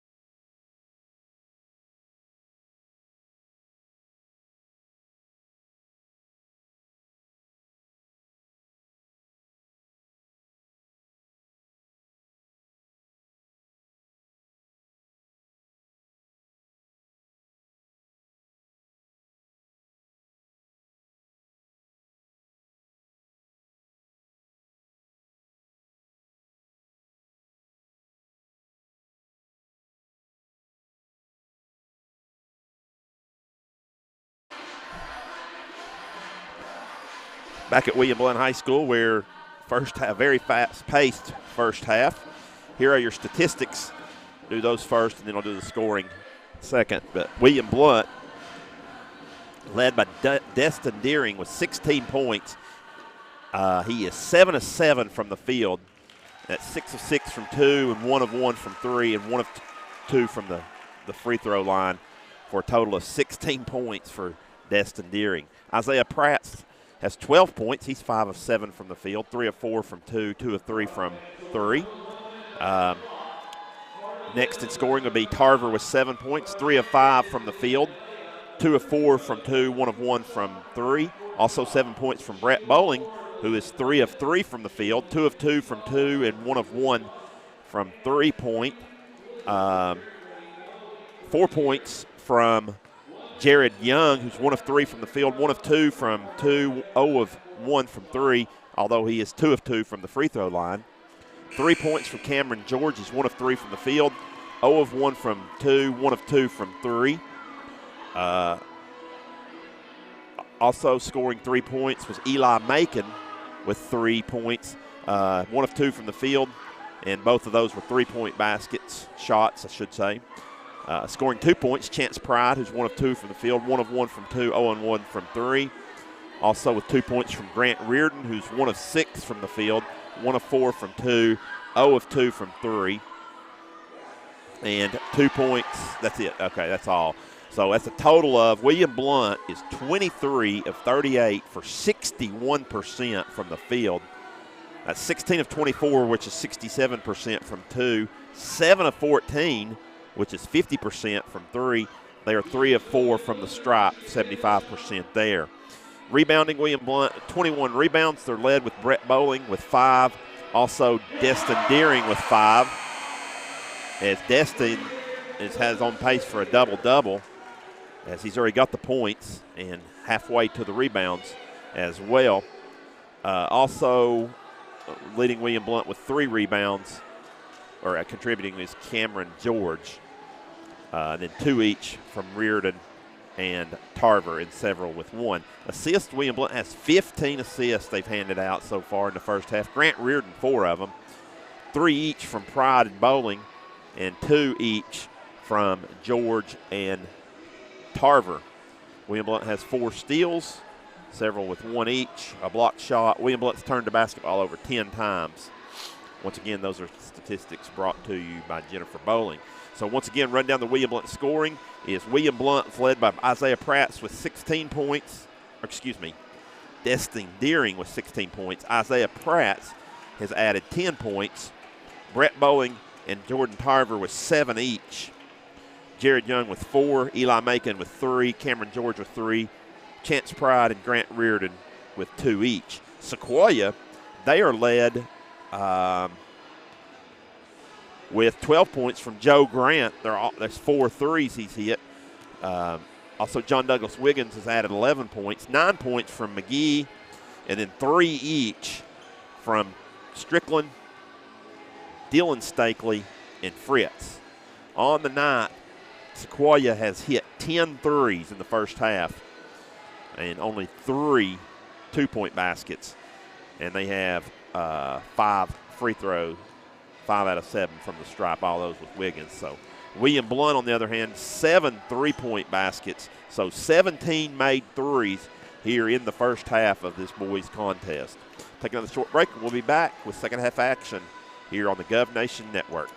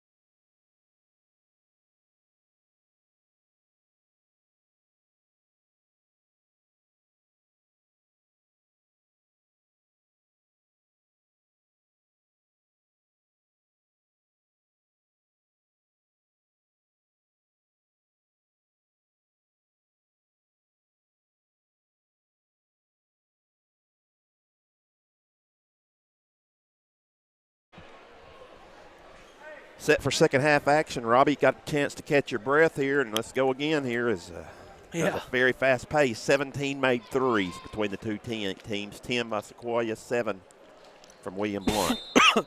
Excuse me.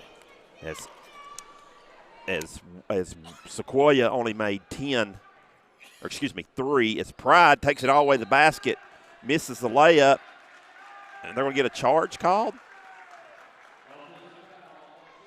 Well, I guess so. Couldn't see underneath there, so let's go ahead on the replay right here, Robbie. Yeah, it probably was. I did see that now. So here's a 3-ball up for Sequoyah. No good. Rebounded by Deering on the backside. Run out by Bowling. He'll find him. Nice find by Pride. And Bowling's got another basket. 9 points for Brett here. 58, 61, 41. Penetration and floater by John Douglas Wiggins. Leading scorer for Sequoyah tonight, I believe. Maybe Grant might be. Pull-up jumper by Pride. He's got another basket.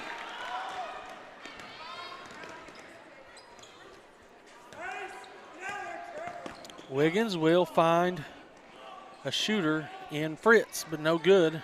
Rebounded by William Blount. Run out by Bowling. He'll lay it in. He wanted to dunk it, just couldn't get it all the way down. Steal by Pride. William Blount's off and running. Pride will lay it up and in and get a foul. Wow. We'll see who the foul's on here, 24, Robbie. Grant. Grant. That will be his second. 4 subs in for Sequoyah. That'll be Mosier, Millsaps, Bledsoe, and I didn't get the other one. Oh, it's going to be the shooter, McKee. Pride's free throw's good. He's got a quick 5 points here this half. Lead is up to 22. I think William Blount had up 23, Robbie, at one point, didn't they? Tarver takes another one. No, they don't call it this time. Tip out by Sequoyah and rebounded by Grant Reardon. He'll take it himself and find Deering on the left side. He likes it over there and he'll lay it in. Good job of running the spacing there for William Blount, getting a shot. Here's Millsap's 3-ball up. Long rebound's going to go to McKee. He'll shoot a 3 short. Rebound off of McKee's knee, and it's William Blount ball. I went down to the restroom stand at halftime and came back in. There was about 7 minutes left on the clock, and Sequoyah was back on the court. Yeah. Back out of the locker room. Hey, what kind of strategy when you shoot threes? That's Deering short. Shoot 'em. Deering, good shot there, but it didn't get to the rim. Rebounded by Millsaps. Come up to McKee, and he'll fire a 3 in. McKee's 4th 3 of the night, Robbie.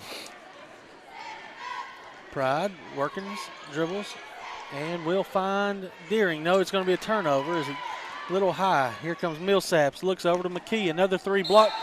He's going to get 3 shots, Robbie. They got his arm. I believe they got the hand right there, didn't they? We could see a replay, but I didn't see it. Okay. The fans are chanting nuts and bolts, nuts and bolts. 3 shots coming here for McKee. Third foul, more importantly, than on Tarver, but it is a 21-point lead right now. Yeah, I did fail to say that. Second team foul.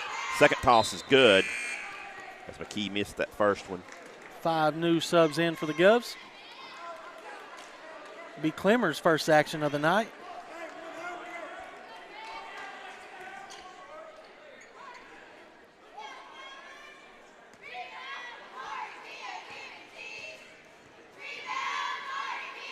Fritz, free throw, nothing but net. Pretty good night, or not by Fritz, I'm sorry, McKee. Pretty good night by him. Yeah, he has 14 points on the night.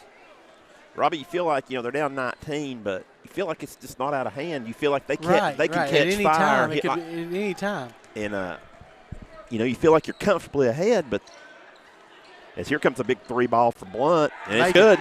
Nice find by George. His second of the night.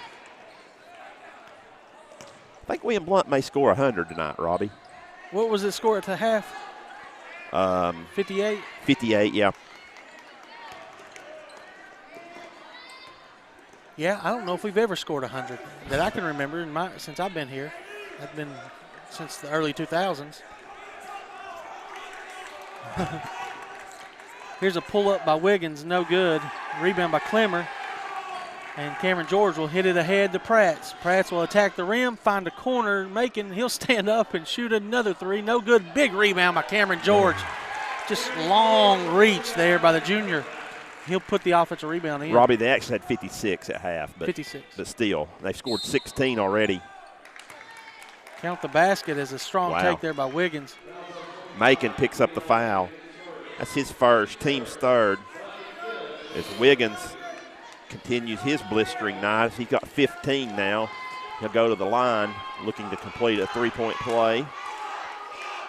As they say, the old-fashioned way, can't do it. But he'll get his own long rebound. And he steps on the baseline. Looks like he might have been pushed a little bit, but they didn't call it.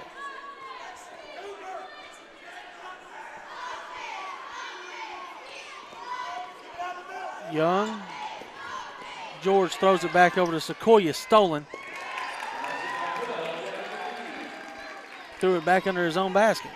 Who got that basket, Robbie? I was looking down. I think it was McKee. McKee. Here's a steal by Wiggins, so back-to-back turnovers for the Govs. The lead is 20. Sequoyah trying to hang around. Stakely, three balls, no good. Rebound by George. He'll attack by himself. Left hand all the way up and throw it up with his right hand. Strong take. Coast to coast. Cameron George has got a nice offensive game. Three ball up by McKee. Nothing but net. That kid can stroke it.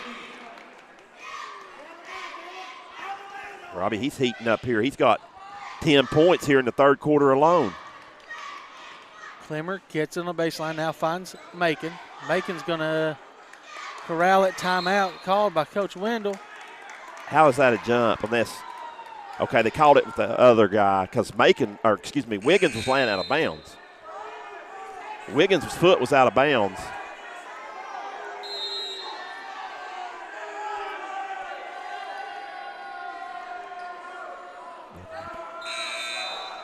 We got a replay of that? No, but Wiggins, there was two people down there. But Wiggins, if he's touching the ball, it should be out of bounds. It's automatic. If you're touching the ball and you're out of bounds, it's out of bounds. So I guess Danny Chandler ruled that that Wiggins' hand wasn't on the ball and the other guy's was. Oh, Stakely's. Tarver can't block it, and it's a layup by Millsaps, and the lead is down to 17. Starters back in. Up to Reardon. Reardon will attack, pull up 18-footer, no good, too long, and out of bounds off William Blount. Tarver. See what I mean, Robbie? It balloons out to like 22, and then back. Here they come back, Yeah. And at any time, the way they play, it can. And the way they shoot it. And they press you to make you go up tempo. Right. So you can't really stall it. Wiggins attacks. He travels. Yeah, he does. Deering will rebound and get it to Reardon. Reardon attacks. Euro steps. Left hand layup, no good. Rebound by Tarver. He'll strongly power it, no good. They're going to give him a clean block there by Bledsoe. And now Sequoyah's quickly down the court. Thought he traveled again, Robbie, down there on steps, but no call. He's real close to the out of bounds line. Yeah. Though. He'll spin. He traveled. Timeout after the basket. They're going to call a timeout. We'll take one with them here on the Gov Nation Network.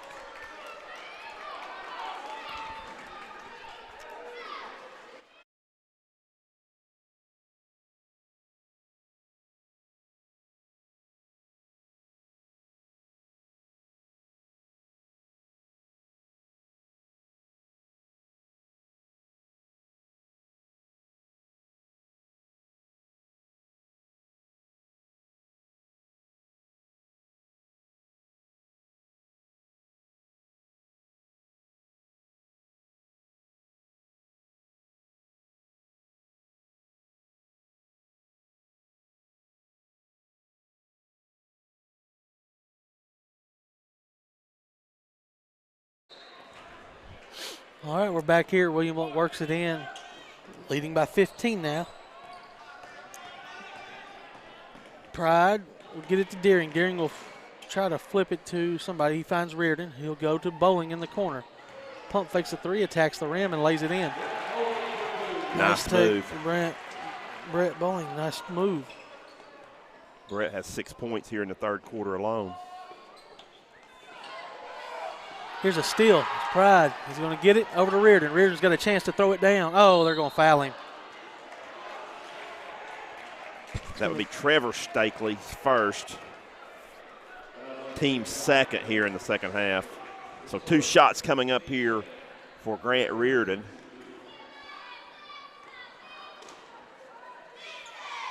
As he knocks down the free toss. And Robbie, they're still on pace for their 100 at 77 right here. Still with a couple minutes, 78 now with a couple of minutes to go here in the third. Corner pass over here to McKee. Working against Tarver is going to call. I believe a 5-second, isn't it? Or does no, he get hand a 10 check? That's his fourth.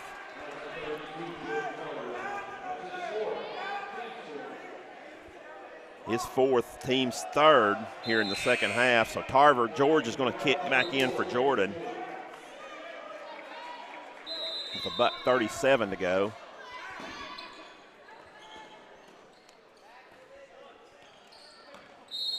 Illegal screen on Millsaps. It'll be his second, team's third.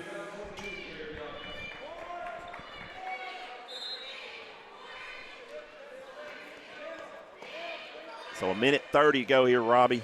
78-59, your score. Pride shreds the press. Nice man. Left it short. Opportunity for Deering on the putback. He can't get it. Bowling will get it. He'll throw it to George. 3 ball, no good. Short rebound. Bowling in the end. Brett Bowling with 2 offensive rebounds at possession. Padding the stats. Here comes Millsaps in. Throws it out to Stakely. Better show a hand here on McKee as he'll go to Millsaps. Stolen this time by Young, and Bowling will grab it. Nice hands by Jared Young.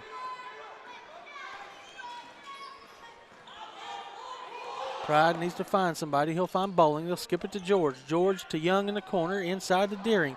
Deering will sky hook it in. Bowling on the backside on a rebound. And Stakely gets him on the foul. So 2 shots coming here for Brett, who's all over the boards. He has a chance for a double-double as well. As I said, Robbie, at halftime, Deering had 16 points, 5 rebounds. And I'd say Bowling is already in the double figures in points, and I'd say he's getting close to rebounds as well. 81-59 as Bowling marks down the first toss. And substitutions for Sequoyah. Second toss coming here for Bowling. 37 to go here in the quarter. Second toss, no good. He's got 16 points. Here comes Grant. He'll attack. Now pull it out and go to Wiggins with 30 seconds on the clock. Wiggins gets in deep, shoots it up, no good, but he's going to tip it to Bledsoe. Back out to Stakely for 3, and it's good. 62-81 now. 17 seconds left. Beard, here's Bowling over to Pratt. In and out, no good. Rebound by Sequoyah. Actually, it's going to be Brett Bowling on the rebound, and he's going to lose this one. Shot was blocked, but was out of downs. So one last chance here with 2.9 to go. Another substitution in for the Govs. As Bowling comes out and gets a good hand, Robbie. Try to figure out who number 12 is. He's not on our roster. George, 3 ball. Good at the buzzer for the Govs.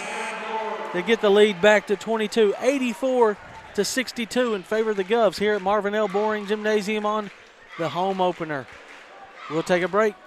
You're listening to the Gov Nation Network.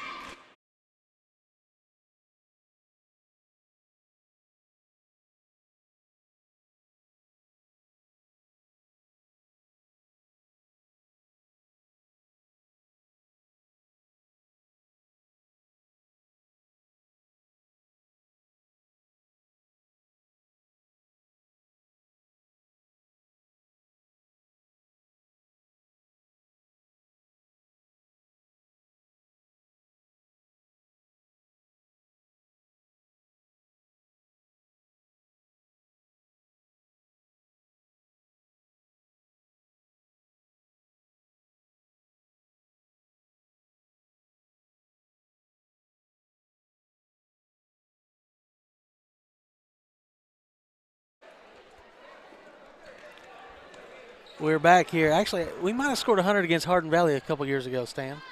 That triple overtime game or something. Oh, yeah, I forgot about that.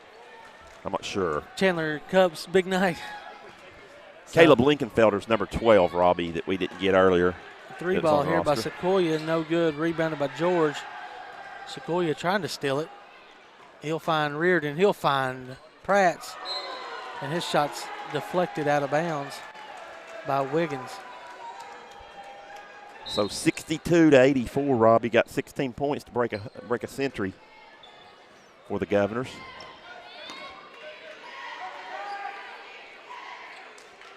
Lob into George. He's blocked wow. this time by Wiggins. Nice recovery. Yes, it was. And a run out here for Grant. He'll tax and might have drew a foul, but no call. And a left-handed finish by Grant. He's had a good night. Yeah, he has 14 Here's points. a steal by Wiggins in the backcourt for Sequoyah. He'll lay it up and in. Timeout for Sequoyah. And the lead's back down to 18. We'll take a 30-second break with them.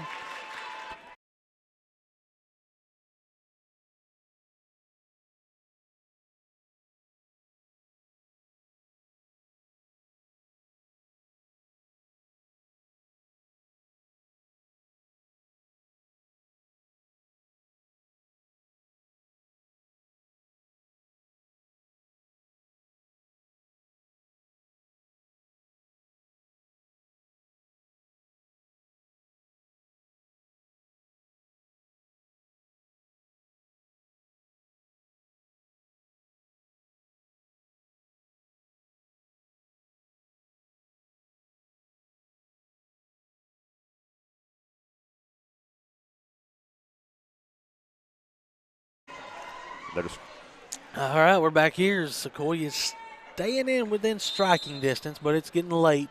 7:04 to go. The Govs by 18. They'll work it in against this pressure. Reardon will attack and throw it to Pratts. Pratts will find Deering short, but an offensive rebound chance, but won't get it. Bledsoe corrals it. They'll throw it ahead. Nice steal here. Deflection by George. Reardon has it, and he'll find a nice pass to Pratts. Lay it up, no good. Body foul, though, on Bledsoe.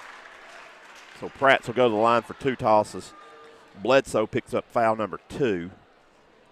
Team's 5th. Nobody really in foul trouble for Sequoyah, as they have several players with 2. Of course, Tarver on the bench for William Blount with 4. As Pratts misses the first of 2. But because he wasn't active shooting, he gets that second one. 6:41 to go in this one. Second toss, good. Saw Coach Eldridge there from Maryville walking in the gym earlier. Scouting for Friday night's game. That'll be our next broadcast here from Marvin L. Boring as the Govs will host the Maryville Rebels. 3-point opportunity coming here for Wiggins as he's over 20 points now, Stan. Wow. You got 21 right there and be gunning for 22 coming up. And Wiggins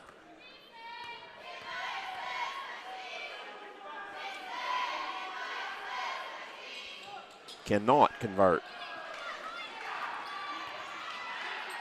Deering clears it for the Govs. Up to Reardon. Reardon spins. Attacks the rim. Out to Bowling. Back to George. Top of the key. In there for another 3-pointer.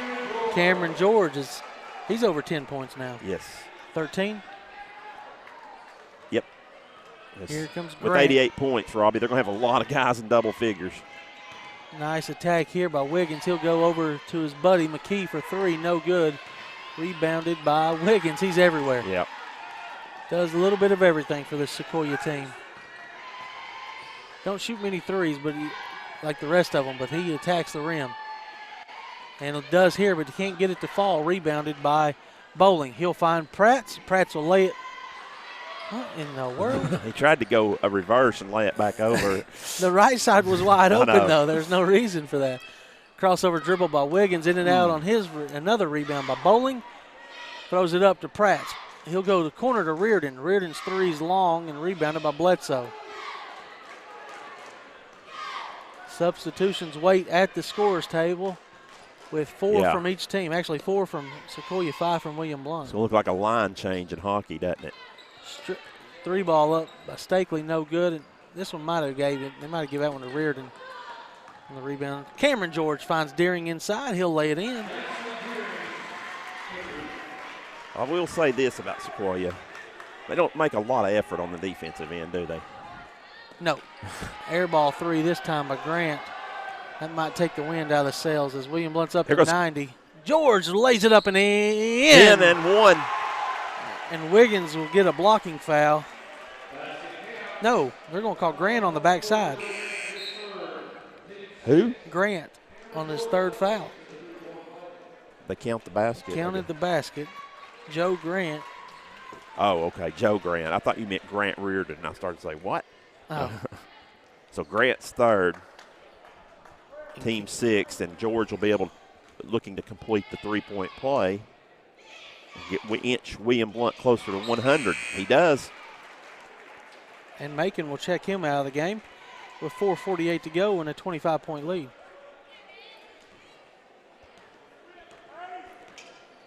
Here comes Millsaps, crosses over Pratt's, pull up 3 off the backside, rebounded by Tarver. He'll get it ahead to Macon. Macon will attack and lay it in.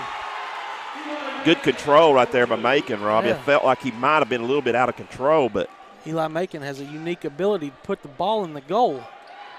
he has 8 points tonight. Here's another rebound by Tarver. Oh, nice. Give and go back with him and Pratt. And there's 97.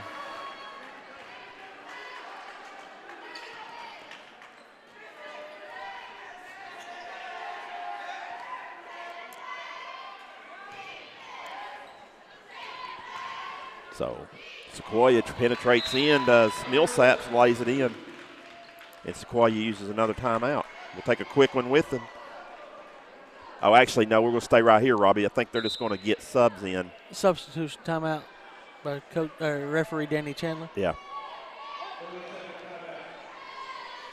So following the game, we'll have statistics and scoring and hopefully a coach's interview and a player interview here on the Gov Nation Network.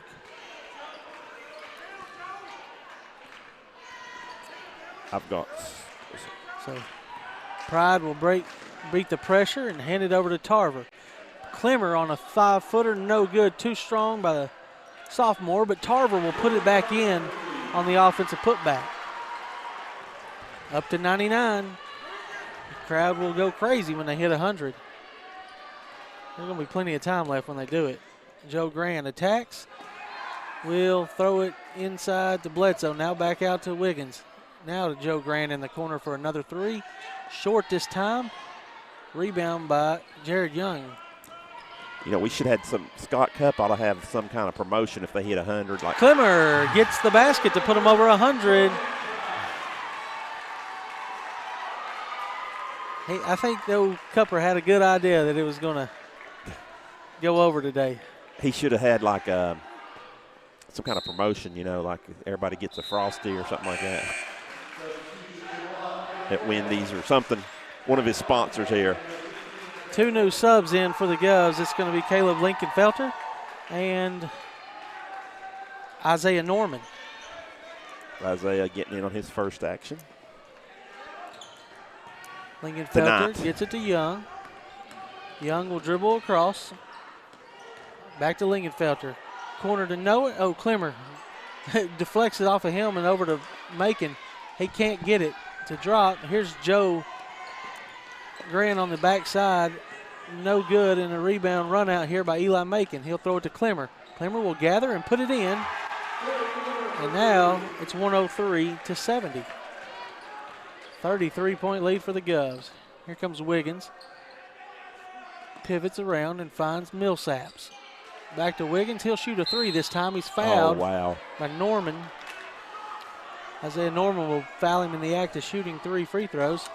And Wiggins, who can barely get back to his feet, will crawl to the foul line. He's got to be tired, Robbie. He's played a lot. I don't know if he's came out. I don't know either. And he's been very active on the boards. He's got 21 points. Make it 22 now. There's one thing about it, Robbie. If you're going to get beat like Sequoyah did tonight, at least you look good like this, getting beat, you know,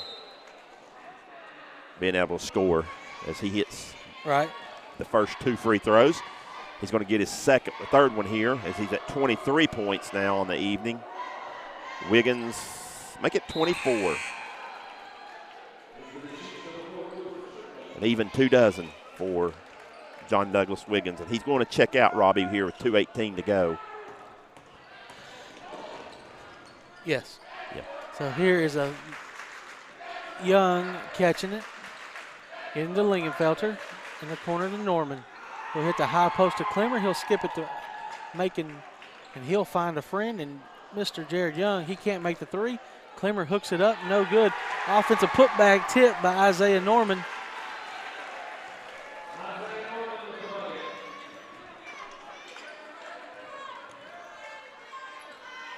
Crossover for Millsaps. He'll find Strickland. There's Joe Grant again for three. He's got an ice cold run out here by Clemmer. Clemmer will lay it up, no good. He's fouled by Joe Grant. That'll be Grant's fourth. So 2 shots coming here for Clemmer, who's actually got 4 points on the evening.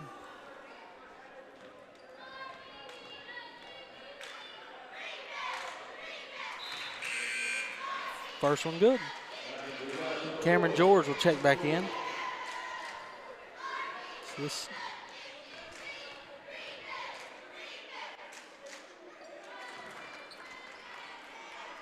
Second free throw good. Just Strickland three-pointer, no good, and rebound by Cameron George. He'll run out. They got a 3-on-1, and he'll go all the way in and try to dunk it. Couldn't get it down. But the follow-up by Lingenfelter.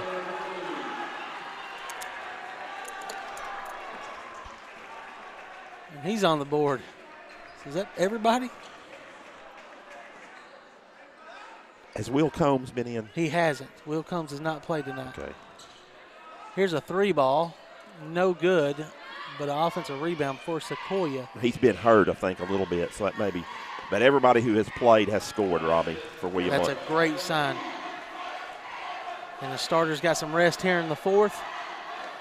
And they'll have a big game tomorrow as they take on the defending state runners-up in Bearden. And then Friday night, of course, a big, important crosstown rivalry game. Three ball by McKee is good again. 30 seconds left. George will get it to Macon. Macon finds Clemmer in the corner. He'll skip it over to Cameron George. Cameron George doesn't shoot the three this time. They'll run some clock. Throws it down to Isaiah Norman. Coaches tell him to pull it back out. And that will be your final score here tonight from Marvin L. Boring as the girls win and the boys win. The boys take care of business, 111-78. We'll come back with some stats and some coaches interview and player interview. You're listening to the Gov Nation Network on WBGovClub.com.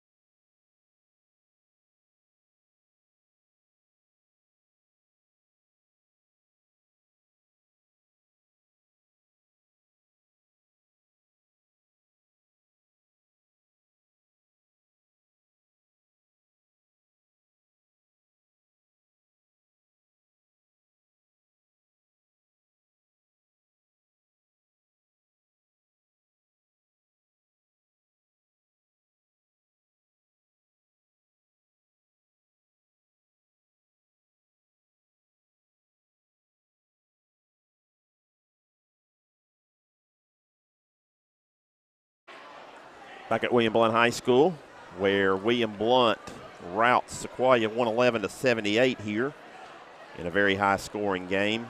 William Blount was led in scoring by Destin Deering with 20 points. Cameron George added 16, and Brett Bowling also with 16 each. 13 for Isaiah Pratt and 11 for Jordan Tarver. So Blount puts 5 guys into double figures, as you would figure, with 111 points. Also 8 points from Eli Macon, 7 points from Chance Pride, 6 points from Trey Clemmer, 4 each from Grant Reardon and Jared Young, and then 2 each from Isaiah Norman, as well as 2 from Caleb Linkenfelter, and that makes 111. For Sequoyah, they had 78 points. They were led by John Douglas Wiggins with 24. Gavin McGee added 22 as well, and then 14 from Joe Grant. Also getting on the scoring, 6 points from Dylan Stakely, 4 points from Gunter Millsaps, 3 points from Cooper Strickland, and 3 points also from Cade Fritz to round out 78 for the Chiefs. Here are your statistics for William Blount, as they shot 81 field goals, 45 of 81 for 56%. They were 35 of 57 for 61% from 2. They put up 24 threes, made 10 of those, which is a modest 42% as well. And 11 of 14, 79% from the stripe. So very good shooting for William Blount. They were led by Deering with 20 points. He was 9 of 13, 8 of 10 from 2, 1 of 3 from 3, 1 of 2 from the line. 16 from Bowling. He was 7 of 8 from the field, 6 of 7 from 2, 1 of 1 for Bowling from 3, and 1 of 2 from the stripe for him. Also, Cameron George put up 16 points, 6 of 11 from the field, 3 of 6 from 2, 3 of 5 from 3, 1 of 1 from the line. 13 points for Isaiah Pratt, who was 5 of 10 from the field, 3 of 6 from 2, 2 of 4 from behind the arc, and 1 of 2 from the stripe. 11 points from Jordan Tarver, who was 5 of 8 from the field, 4 of 7 from 2, 1 of 1 from 3. 8 points from Eli Macon, 3 of 6 from the field, 1 of 2 from 2, 2 of 4 from 3. 7 points from Chance Pride, who's 3 of 5, 3 of 4 from the 2, 0 of 1 from behind the arc, 1 of 1 from the stripe. I failed to say 8 points from Trey Clemmer, who was 3 of 5, all those from 2-point baskets. Also, 2 of 2 from the stripe was Trey Clemmer. Also getting in on the scoring, 4 points each from Grant Reardon and Young. Jared Young, Grant with 1 of 9 from the field, 1 of 6 from 2, 0 of 3 from 3, but he was 2 of 2 from the stripe. Jared was 1 of 4 from the field, 1 of 2 from 2, 0 of 2 from 3, but he was 2 for 2 from the stripe as well. And in the final 4 points came 2 points from Linkenfelter and 2 points from Norman. Linkenfelter was 1 of 1 from the field. That was a 2-pointer. Norman was 1 of 1 from the field. That was a 2-pointer as well. Rebounding, William Blount had 50 boards. Brett Bowling led them with 11, so he pulls the double-double, 16 points and 11 rebounds. Destin Deering just missed out. He had 9 rebounds, so he just missed the double-double, 20 points, 9 rebounds for Destin. 7 rebounds for Cameron George. And then 6 rebounds from Jordan Tarver, 4 from Grant Reardon, 3 from Jared Young, several with 2 and 1 each on that. Assists, William Blount had 27 total assists. Chance Pride led them with 6. Cameron George handed out 5. Grant Reardon also handed out 5. 4 from Brett Bowling, 3 from Jordan Tarver. Steals, William Blount had 8 of those. Bowling and Pride with 2 each, several with 1 each.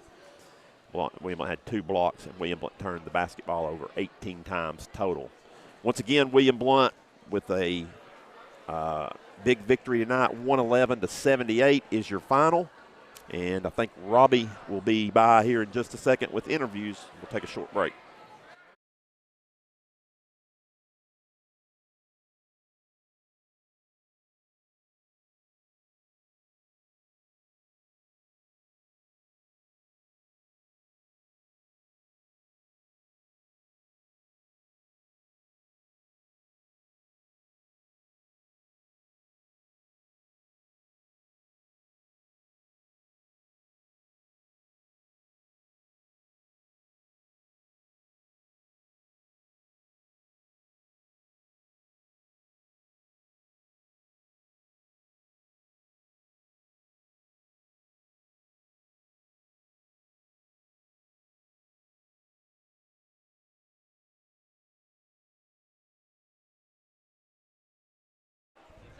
All right, we're back here at Marvinell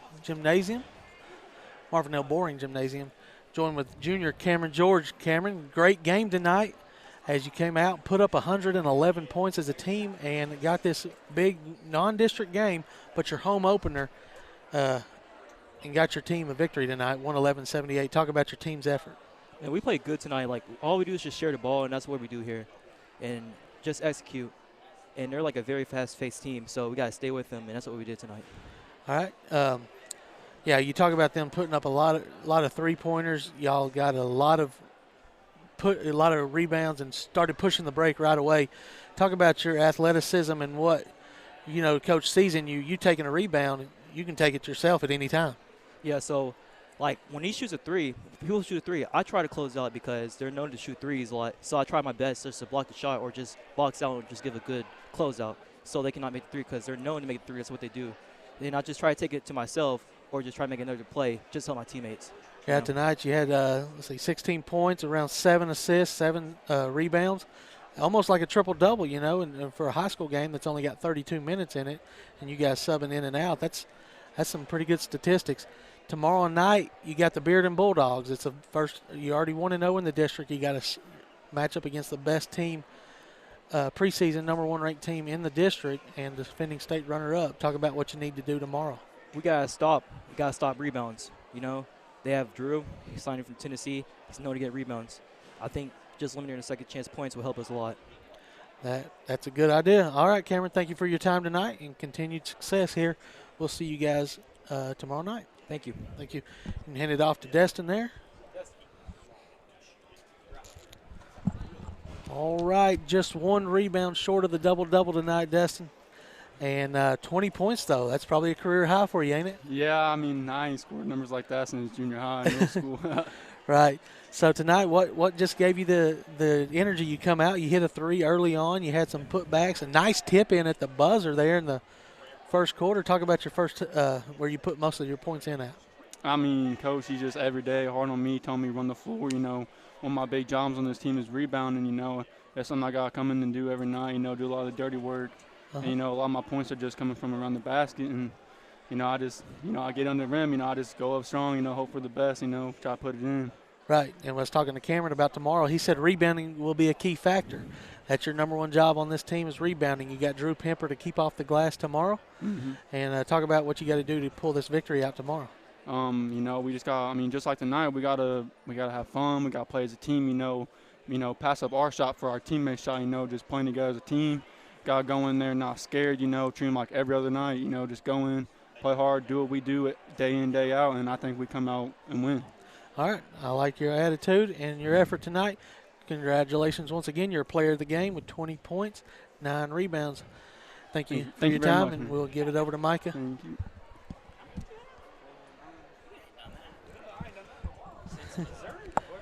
Thank you. All right, Micah, thank you for joining us. Well, you knew you were in for a chance to be a high-scoring game tonight as they came in. Their lowest output on the season was 90 points. You held them under that tonight to only 78. Talk about your team's effort on that. Well, and what that is we've got a lot of seasoned veterans. We've got seniors that can control the ball, and, man, I love what they do, actually. I'm a fan of it. It's kind of a just matchup zone, just stop the ball, and then we're going to trap you and make you do things you don't want to do. Right. You can't slow them down. Right. Because they push the tempo. And they were stroking. But, luckily we've got seniors that are able to do that, and the depth. The depth is what kept them to 78. Is they're late in the third and then in the fourth. The fact that we do have, 10 deep that we're comfortable with wore them down a little bit, And, we shoot the ball well. We shot really well today for some reason, though, and that's a good day to do it because, they're going to catch a lot of teams. We talked about that, man. They're going to catch some teams. I like what they do. Yeah, good home opening win tonight. You're 1-0 in the district. You got 2 big district games coming up the rest of this week. Tomorrow night, Bearden. I was talking to Destin and Cameron about it. They said rebounding will be a big factor for them tomorrow. Well, they outsize us, except for their short guys, but they can jump higher than anybody we got. Right. It's going to be – controlling what we can control, contesting every shot. And, God, they're going to hit some in your face too. But, it's those little second chance points that you don't realize there's 15 or 20 points where if we really just gave it our all, we can take those away.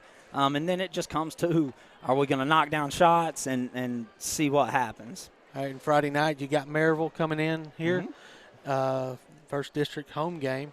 And what have you seen from Maryville so far in this young season? Well, I'll talk about us. We usually suck at home against the district. So I'm hoping our seniors can kind of just hone that in and take a little bit pride. But they of are that. building off of a win last year against Maryville here. You're right. But think about it. We've been doing this, 5-6 years, something like that. Yeah. Man, for some reason, something about here. But, man, we've got the right kids this year. And that's one reason we played so well today, too, is it wasn't just one person's shot. You could tell it's they were very sharing, very unselfish Yes, tonight. very unselfish. But that's what's going to bring this season to, where it can get to. Yes. All right, Micah, thank you for your time tonight. And Thanks, that's going to man. wrap it up for us here from Marvin L. Boring. The Lady Govs take down Sequoyah, and so do the boys to get the sweep tonight. I'm Robbie Lotz. We will say so long until Friday night. For Stan Painter, talk to you later.